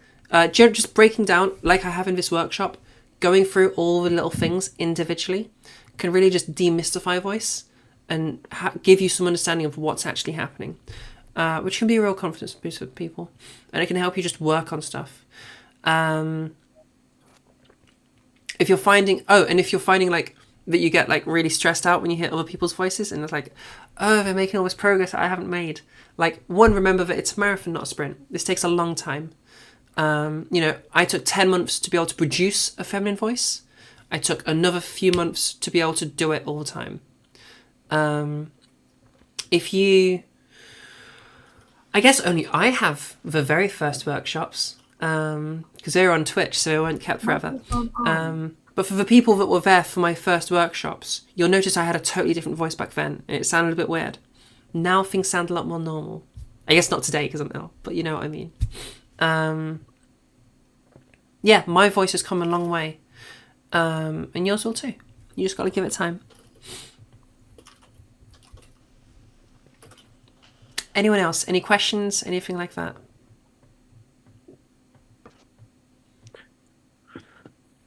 Yeah, so not feeling like magic can help the brainworms go away. Because it's not magic. It's just some basic things to practice. You've just never practiced them before.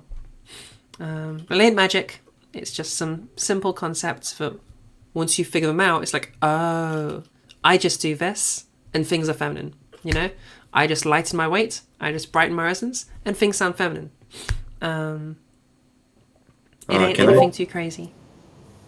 I already did a bit of a one-on-one with you earlier. You gave me a little bit there. I've got to say, when I do feminine voice with people in my VR world, I do VR world in something called Sansa. Cool. I've had people tell me that, the way I'm sounded quite feminine to them, and that they think I'm really on the right track. But to me, when I hear it back, it doesn't sound like that at all. So I'm wondering how they are hearing something feminine, and I'm not. Yes, my advice with that is going to be a couple of things. One, stop trying to feminize your voice. I know this is counterintuitive, but we know that a feminine voice is light and light and bright. Okay, light vocal weight, bright resonance. So if you're struggling with like figuring out whether you sound feminine or not, scrap that idea. Just focus on, do I sound light? Do I sound bright? Okay. Can I try doing? Mm-hmm. Sorry, can I try doing what it is I'm doing Go with for it. them? I think I can try getting to it. Go it's, for it. It's sort of doing what you were teaching me a bit earlier. It was sort of, hi, hi, hi, hi, hi, hi, hello, hello, hello. I think I was up here when I talked to them, sort of thing. Okay, so what I'm hearing happening in your voice now is Yeah. you're starting off in a brighter, and then you're kind of teetering off again, and things drop down into that darker resonance. So you end up Yeah. having that darker sound with just a higher pitch. So make sure you're not conflating pitch and resonance for a start. So if you're going like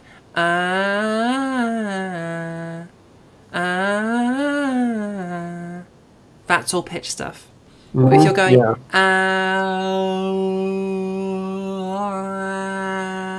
that's resonance stuff. Yeah. So if you I were get to go, crackles. But if you were to go brighter there, so you went darker and back up to your norm, that's really good. If you do the reverse and go like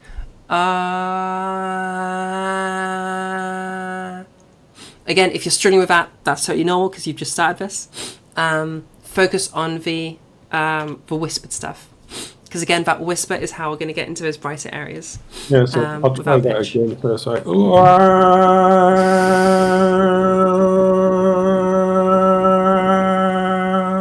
Yeah, so I think this still sounds pretty dark to me. Yeah, I think if you okay. keep practicing it, I think you definitely can get there, because I am hearing you doing some stuff with your resonance. I think just keep going. I could try to If do a your higher friends, resonance. go on. I could try to do a higher. So if I go higher, so Think brighter, not higher. So yeah, where we went higher there, we brought our pitch higher. It wasn't our resonance. all right. So if I go over here, this doesn't really sound any brighter, but it does sound higher pitch. So this is what you're doing right now, okay? Yeah. But if So I is was it- to go from like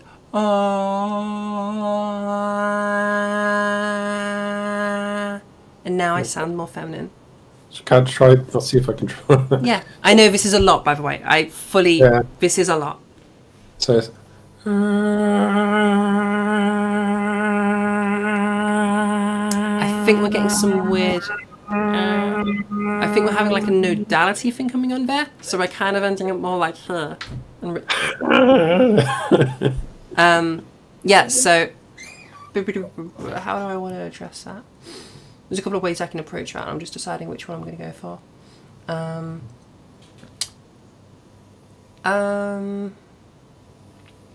I think we'll play with a vowel, and that's how we'll help with that. Okay, here's what I want you to do.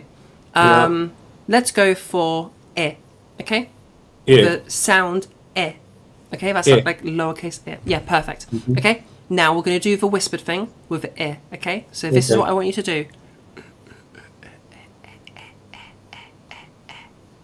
Okay. Do that first.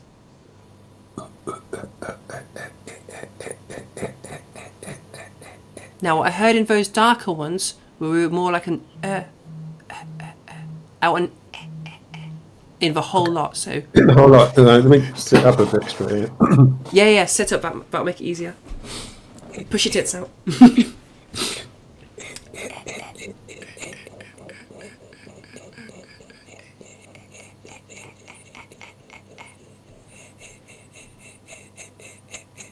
Okay, and then once you're at that, then just do a long one. Okay, I think you could be brighter than that.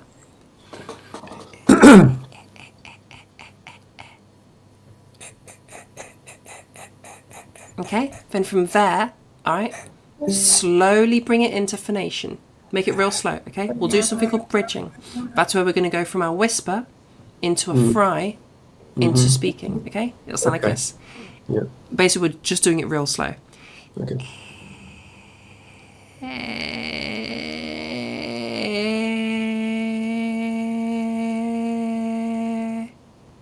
Okay, I'll try it. Just really slow. Okay, let me pause you. So, in there, did we feel a bunch of strain and discomfort? Yeah, I can't get the fry. It's sort of like... Yeah, instead it was kind of choked out like this. Okay, so this choked out kind of a thing. We don't want that, okay? This is just strain coming in. All right? So don't have any of that strain. Just... If you want, we can lower the pitch a bit. So...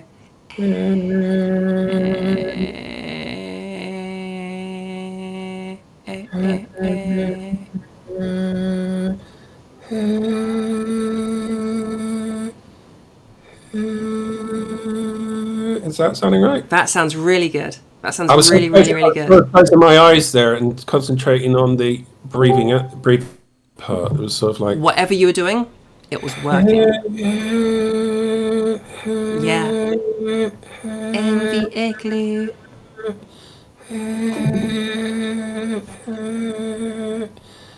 Go into some words. In the igloo. In the igloo. Very nice. Now, we've gone super breathy there. So bring back some of that breathiness.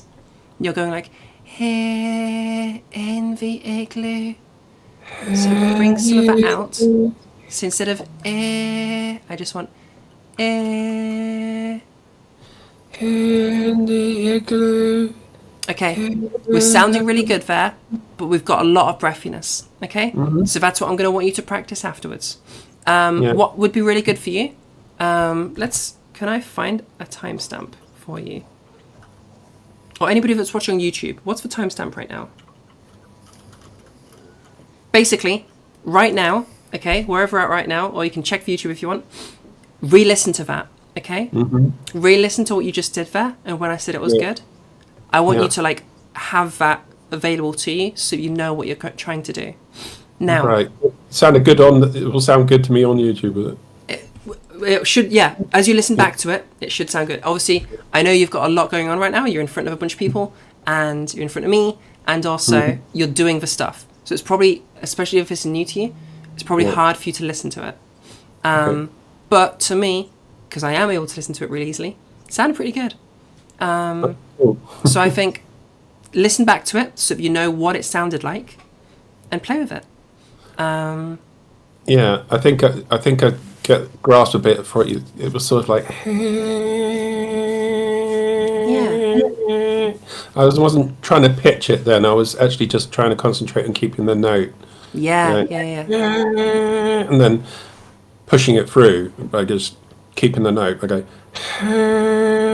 Yes, I think that pushing it through, I think that's where the breathiness is coming in. So we don't want that breathiness. We don't need that breathiness. You literally just breathe out less. Pushing it through, it's more like. Still got tons of breathiness in there. So, okay, what we'll try and do, okay, lean into it. Go more breathy so that you know what that feels like. More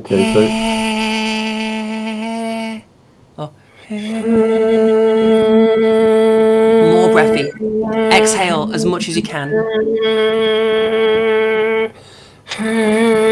Yeah. Okay, so now you know what that feels like. Now take it away again.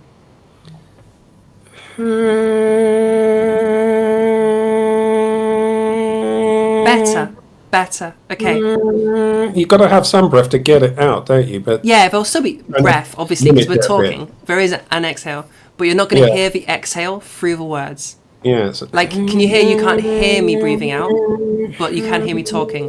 But if I start going like hit this, you can hear me breathing out during it. Yeah. So have a play with that. That's your homework. Have a little play. Want to be talking sort of in through that sort of way then. Yeah, that's breathy. Sort of keeping it like there. Okay, yeah. I'm feeling I'm hopeful in myself because you absolutely can do have this. Quite a versatile scale. When I'm trying to do impressions and things, I do have ability to sort of like, when you're doing goofy, dopey things. Absolutely. I was like, I'm Goofy. And they're like, I'm Mickey Mouse. I can sort of concept those sort of sounds to myself. And yeah, absolutely. And playing with different sounds is really going to help you as well. Yeah, like if you really like impressions, then try doing like a what's our best path here? We could go for lighter weight from just like a full heavy vocal weight and dark resonance, so more masculine space. If you just want to lighten it, do like a Patrick Star from like SpongeBob SquarePants. You could do like Patrick Star, or you could do like a Winnie the Pooh, or you could do like a Yogi Bear. Any of those will do. That'll get you into that hollow Pooh Bear is area. sort of like Christopher Robin. Yeah, do you hear how? So Pooh Bear also goes breathy. So watch out that we're not going breathy all the time. But do you hear how he's also very gentle? That gentleness is going to be your lightweight. Yeah. Okay? You can also try the opposite end for heavyweight but a bright resonance. Try like a SpongeBob, okay? Or like a cartoon elf or gnome or something. Where we kind of end up over here. Like, I'm kind of an elf. Yeah, something like that. Higher pitched or even that's going falsetto. That's going into falsetto. Yeah. Don't use falsetto. Higher pitched elf. But yeah, so that's when we put those together, we have that lighter weight, but that brighter resonance. That's going to get you into that full fem. And I guess any female character you could insert for that. I would like to be that versatile. It'd be fun. You'll get there. Don't worry, you'll get there. It's just going to be practice. I could go very low and talk really down and dumps kind of low. Yeah. It's just going to be practice, and I think you're going to be totally fine with it. Yeah, right. You played with your first little feminine voice there earlier, so just keep practicing. You got this. Thank you very much. No worries. Marina asks, maybe you're misunderstanding what's going on, but is she talking to someone that's not in this VC? Absolutely, yes. So I'm currently in 3 different voice channels, and there's also the YouTube. That's why sometimes you see me taking quite a while to read, because there's just a lot of different things on the screen. But yeah, so I'm in Trans Academy, I'm in Trans Voice, and I'm in my own Discord, which is Trans Network. It's a whole bunch. A voice jump scare. So yeah, if you want my stuff, the Trans Network Discord is over here. Everything Me is going to be there. That's like our central hub. If you want like stuff and help with stuff regularly, then that's where to go. Is there a formal queue to get feedback? No. Whoever talks next gets to go next. Go now, right now. Hello. Hi. Okay, I had a higher pitched voice. That one goes first, and then the next person. Okay. Oh God. Go for it. What's your question? How can I help you? So this is my first time actually trying to talk in Discord about this. I've noticed that when I'm recording things, it tends to sound like the masculine stuff, like my regular. That's okay. Like my AMAB speaking voice comes out a lot. At least I can tell it's there. Now I don't know if that's more of an insecurity thing or if maybe I have a problem with the voice. So it's going to be a practice thing. Keep practicing. Whenever you notice it dipping, don't stress out about it. It's okay. Mistakes are good things. Mistakes are learning opportunities. So if it starts to slip, notice that and bring it back again. You can re-drill if you need to. Like go over one of your exercises again to bring it back again. And just take your time with it. And yeah, you'll get that. It's just going to be a matter of practice. How long, can I ask, have you been using your femme voice? So I came out to myself just barely a month and a half or so ago. And, I had plans to start hormones and do other stuff like that. But one of the first things I knew I could do, like in the car or something, is work on this. Yeah. And of course, at first it was like the Key Seriously stuff. And then like you just said, I'm trying to use the whispering thing. It helps me get back up here. I really like the whisper vowels. Good. I'm glad that helps you. But the point is, just over a month. I think my first recording from me practicing is like the beginning of December. I'm sneaking into breathiness here. But,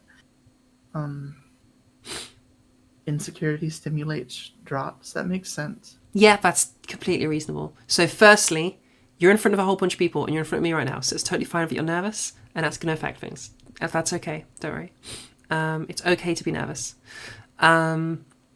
Secondly, in terms of an evaluation of your voice, I think, Wait, you are doing a brilliant, brilliant job. You have a very lovely, light voice right now. It sounds really, really good.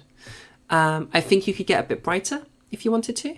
And I think if you keep practicing that, you'll get there with that. And lastly, you've been doing this for a month. That's very impressive. Remember, it took me 10 months just to produce a feminine voice I was happy with. And then it took me another 3 months, well, 2 to 3 months, to get used to it and to use it all the time. So now things sound kind of stable for me. But before, when I was doing the workshops, they sounded stable. And then as soon as I would just go downstairs to talk to my boyfriend, it was kind of all over the place. So just as you get more used to it, things are going to get more stable and you're going to get better at it. So give yourself a space to be improving all the time. I'm still improving all the time. My voice still is a bit iffy sometimes. It's a process. I think you're doing fine. Just keep practicing and you'll get there. Thank you. Yeah, no worries. Zara, turn your Bluetooth off. Yeah, sure. That's my boyfriend in YouTube telling me that he can't use his headphones. There you go.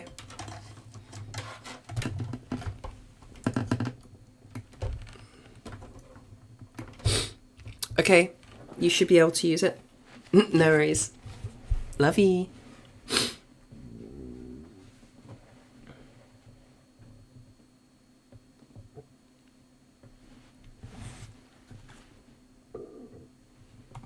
Okay, would anybody else like some one-on-one? I believe somebody else had spoken just before the person just after the person we just spoke to, so they can go next if they're still here. Yeah, that would be me. Okay, go for it. Hi, so I'm just wondering if you have any specific advice for keeping how do I put it? I'm having issues with keeping my resonance higher up for across an extended period of time. Like bright. Oh yeah, so you're struggling to keep it brighter for an extended period of time. Yeah. So largely it's going to be a practice thing. If this is new to you, then it's going to take a while to get there. I would say the best thing you can do is talk like out loud. Don't like read, just talk like off the top of your head. Explain something to yourself. Like explain how resonance works or what it is that you're doing, or explain everything about your voice, or like explain your makeup routine or something like that. Explain something out loud as you're practicing. And as you do that, listen for any time that things start to drop and just correct them again. It's okay to make mistakes so long as you notice and fix them. Okay? If you make a mistake and you don't know that you made a mistake, then there's a problem. But if you notice it, then that's totally fine. Yeah, all right. Yeah, no worries. So it's just going to come back down to practice, I'm afraid. It's all right. Again, for people, in terms of what good practice looks like, if somebody's just recently joined, good practice is doing little and often, okay? If you do 4 or 5, like 2 or 3 minute practices a day, amazing. I love that. If you do 1 hour practice a day, that sucks, okay? So I would always prefer like 4 or 5 2 or 3 minute practices dotted around the day to 1 big practice. Even if your total time ends up being less. I just want that regular practice. Little and often. Yeah, we'll do a little bit of one-on-ones after the stream for those that aren't quite comfortable. Keep in mind though, I am quite tired today and I am a little bit ill, so I'm not going to be staying for too long. I'm going to say, in fact, for the sake of that and for me, we'll go one more one-on-one. Who wants it? Whoever speaks next gets to have it. Hello? Yep. Hello. Hi. I wanted to get sort of a more, I guess, diagnosis. The biggest thing that I've personally struggled with is I live in like sort of an urban area, so usually there's a lot of traffic and stuff. When I usually talk to people, they can't tend to hear me very well, and then that sort of feels like I have to force myself to be over full, to be like overly buzzy, and then my voice kind of gets annoying. Do you have any tips for that? Yes. So, firstly, we can have a little bit of a small smidgen of extra vocal weight should be able to allow us a lot of extra volume. Okay? Right. So if I'm going to do this without my neighbours being really... I'm just going to stand back a bit. All right. In fact, I'm gonna point this way so I'm not... Because my neighbours are like right behind you guys. Okay, we'll move the mic as well. So if I go like, hey, you over there, hey, I'm speaking up a bit louder right now, but you can hear my vocal weight hasn't increased by a lot. I still sound kind of gentle, but a lot louder. Yeah? So have a practice going louder without your vocal weight increasing too much. For some reason, I find hey over there just works very well for me. That might just be my own intuitions and stuff. But just have a play with literally go louder without the vocal weight going up too much. If it does go up a bunch, then that's okay. Try to keep it at the same volume and then shed that weight again. All right? And keep playing with those two until you get a lot more volume out of very small amounts of weight. Okay? I'll keep that in mind. Yep, that's the first thing. Second thing is you might want to play around with twang. Twang can help project your voice a little bit without adding any weight. Twang. It'll change the sound a little bit. And that might not be something you like. If it's not, that's okay. You don't have to use it. But yeah. Again, that's going to make my voice too loud. So I would recommend just looking it up on YouTube. There's some amazing tutorials on YouTube for twang. It's a common like thing. So like across like singing and all sorts. So there's tons of videos on it. So yeah, look up twang. Understood. No worries. Hopefully between the two of those, you should be able to get what you're after. Right. The only other thing I was worried about is that it seems like I feel like my voice has a lot of turbulence. I struggled in the past with having a lot of excess breathiness or some sort of kind of like a Kermity voice or like a Stitchy voice. Okay. And I think that's a sign that in some regard I'm trying too hard, like something is being overworked. Yeah, probably. Though I'm not super sure what exactly it is. So I'm going to answer this in two ways. The first way is a more generic. So anything where we've got something coming in and we can't get rid of it, but we know it's wrong, lean into... We don't need to even know what that something is, but lean into whatever that something is more. Do more of it so you can learn how to control it and then take it away again. Okay? So whatever it is, more of it, and then take it away again so we have control. Once we have control, it can be wherever we want it to be. Okay? There's the generalized advice. For your Kermity thing specifically, she's describing a FEF constriction issue? Maybe. If she's going into... I've heard of it, yeah. Yeah, so it could be a false vocal fold constriction issue. That's just a common constriction thing. But I think... So that kind of ends up sounding more like this when we do lots of it. For you, though, if you're going more Kermit and Stitch, that sounds to me like Knödel coming in. So if we kind of end up sounding a bit more like this, or if we end up sounding a bit more... I can't do a very good Kermit. I can do a good Stitch, though. But if we end up sounding a bit more like this, with that Stitch at the end of Lilo and Stitch, because yeah, she has two voices. But at the end of Lilo and Stitch, we was doing like the Ohana means family. This is a lot more... This is like hyper huge amounts of Knödel, or Nerdle. Or like the Meatwad voice. I don't even know who that is, but apparently people know who that is. Yeah, I've heard that too. It sounds like this.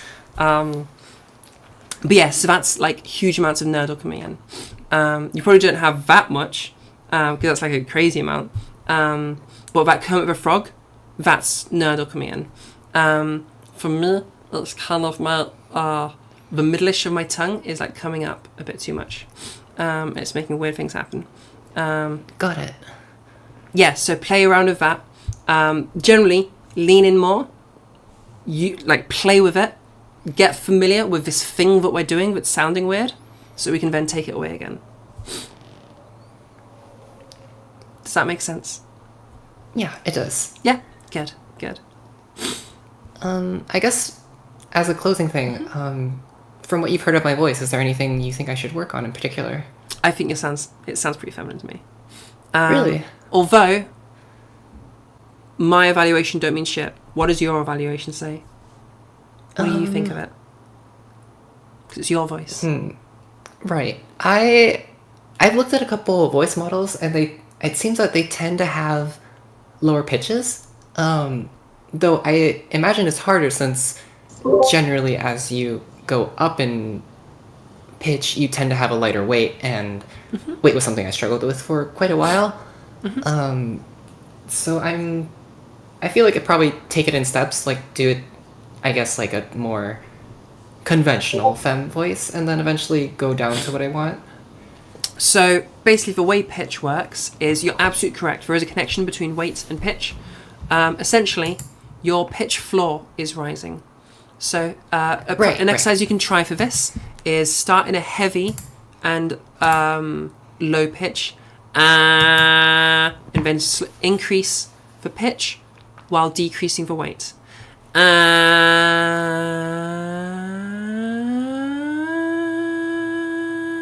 then start decreasing the pitch while keeping the same weight.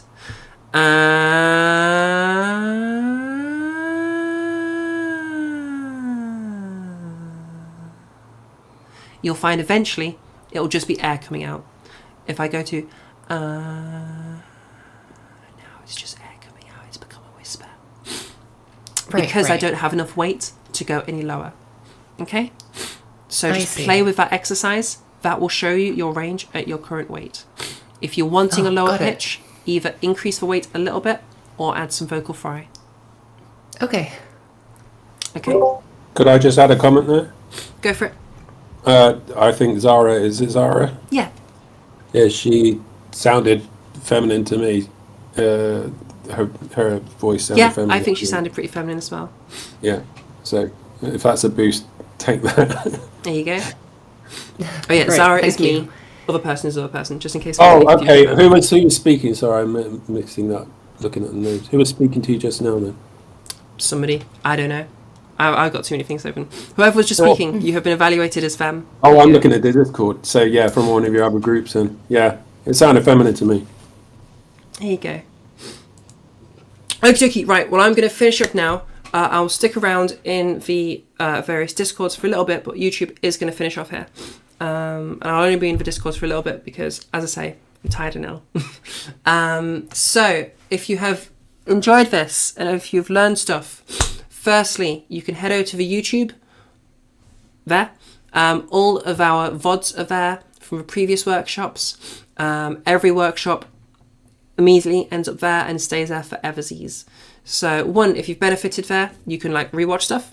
You can get notifications if you subscribe. Obviously, you know how YouTube works. It's YouTube. There will be some video tutorials coming up there. I promise. I've been saying that for months though, so keep in mind that like I'm a bit useless with that. But I do plan to do them. We'll get there eventually. Once I have this whole ADHD thing covered, then we'll deal with it. But yeah, so check out the YouTube if you want to check out the YouTube. The Discord over here is going to be like the main thing for everything. If you can't read that there, if you can't read that link there, just head over to YouTube and copy the link from there. Or click on Zara's one too, and there's a link to it on there. Or just ask someone else and they'll link it to you. Yeah, the Discord is really the main hub for everything. I give free private one-on-one lessons. They're currently fully booked, but once they reopen again, they'll reopen. Free one-on-one lessons. We do like some fun just hanging out in there. There's a really good supportive community that's built up. I'm very proud of it actually. Yeah, everything that we do you can get from over there. Yeah, the Discord is like the best place to be. Also, if you have benefited from this and you can afford to do so, then you can support us over at Ko-fi, kofi.com/transnetwork. That's where you can give some monetary support. All of that money goes into helping teach people. I'm currently saving up for a very expensive course. It's $1,500 to get me certified by Seattle Voice Lab. And that'll have me being like a realsies coach, which is insane. Yes, so if you want to help with me improving this, support at the Ko-fi. Also, our goal right now is if we can get 100 supporters, then I can take a day off work every single week that can be dedicated to teaching. We can double the amount of people we can have if we can hit that amount of supporters. It doesn't even need to be 100. It just needs to be getting to like 100 of the tier ones, essentially, or less as we go up in tiers, if that makes sense. Basically £500 a month means that I can take a day off work every single week. Yeah. I think that's everything that I can plug. So yeah, Ko-fi, if you'd like to support us financially, I will have like bonus content on there. It's not really voice stuff. If there's something I'm like thinking about with voice, then I'll talk about it over there. But we're also going to do just silly things, like we'll do some cooking stuff, because some people have been in my community want to know how to cook. So I'll have some stuff over there. We're going to be doing monthly Q&As, just like AMA, you know, anything about me. Ramblings, that sort of thing. Walking my dog if you want to meet my dog. Yeah, all the little fun stuff. Okay, people in my community, have I missed anything? I think I did all the things, right? I mean, those are the free plugs, essentially. Yeah. Oh, and this workshop itself is every single week, 7 p.m. GMT. So if you came in partway through, one, you can watch some of the VOD if you want to, but two, if you want to be here for the full thing next time, then every single Saturday, 7 p.m. GMT, it's in Trans Network, which is my place, it's in Trans Academy, and it's in Trans Voice. Yeah. Oh, Tara says she loves my hair. Thank you so much. How long does the dye usually last? I don't know. This is my first time having it dyed. So I'll let you know. It's definitely faded a lot. You can see this is like, compared to my profile picture, this is a lot more faded. And that's from 2 washes. So it does fade pretty quick. A tip that I was given that I'm going to do is I'm going to get some of the same dye. I'm going to ask the stylist what dye they used, and I'm going to mix some of that into my shampoo. And apparently that'll help extend the life. So we'll try that. Yeah. The same style as me, if that's something you're wanting. That's adorable that you're copying me. I love that. I'm really happy with it. So it's curly hair.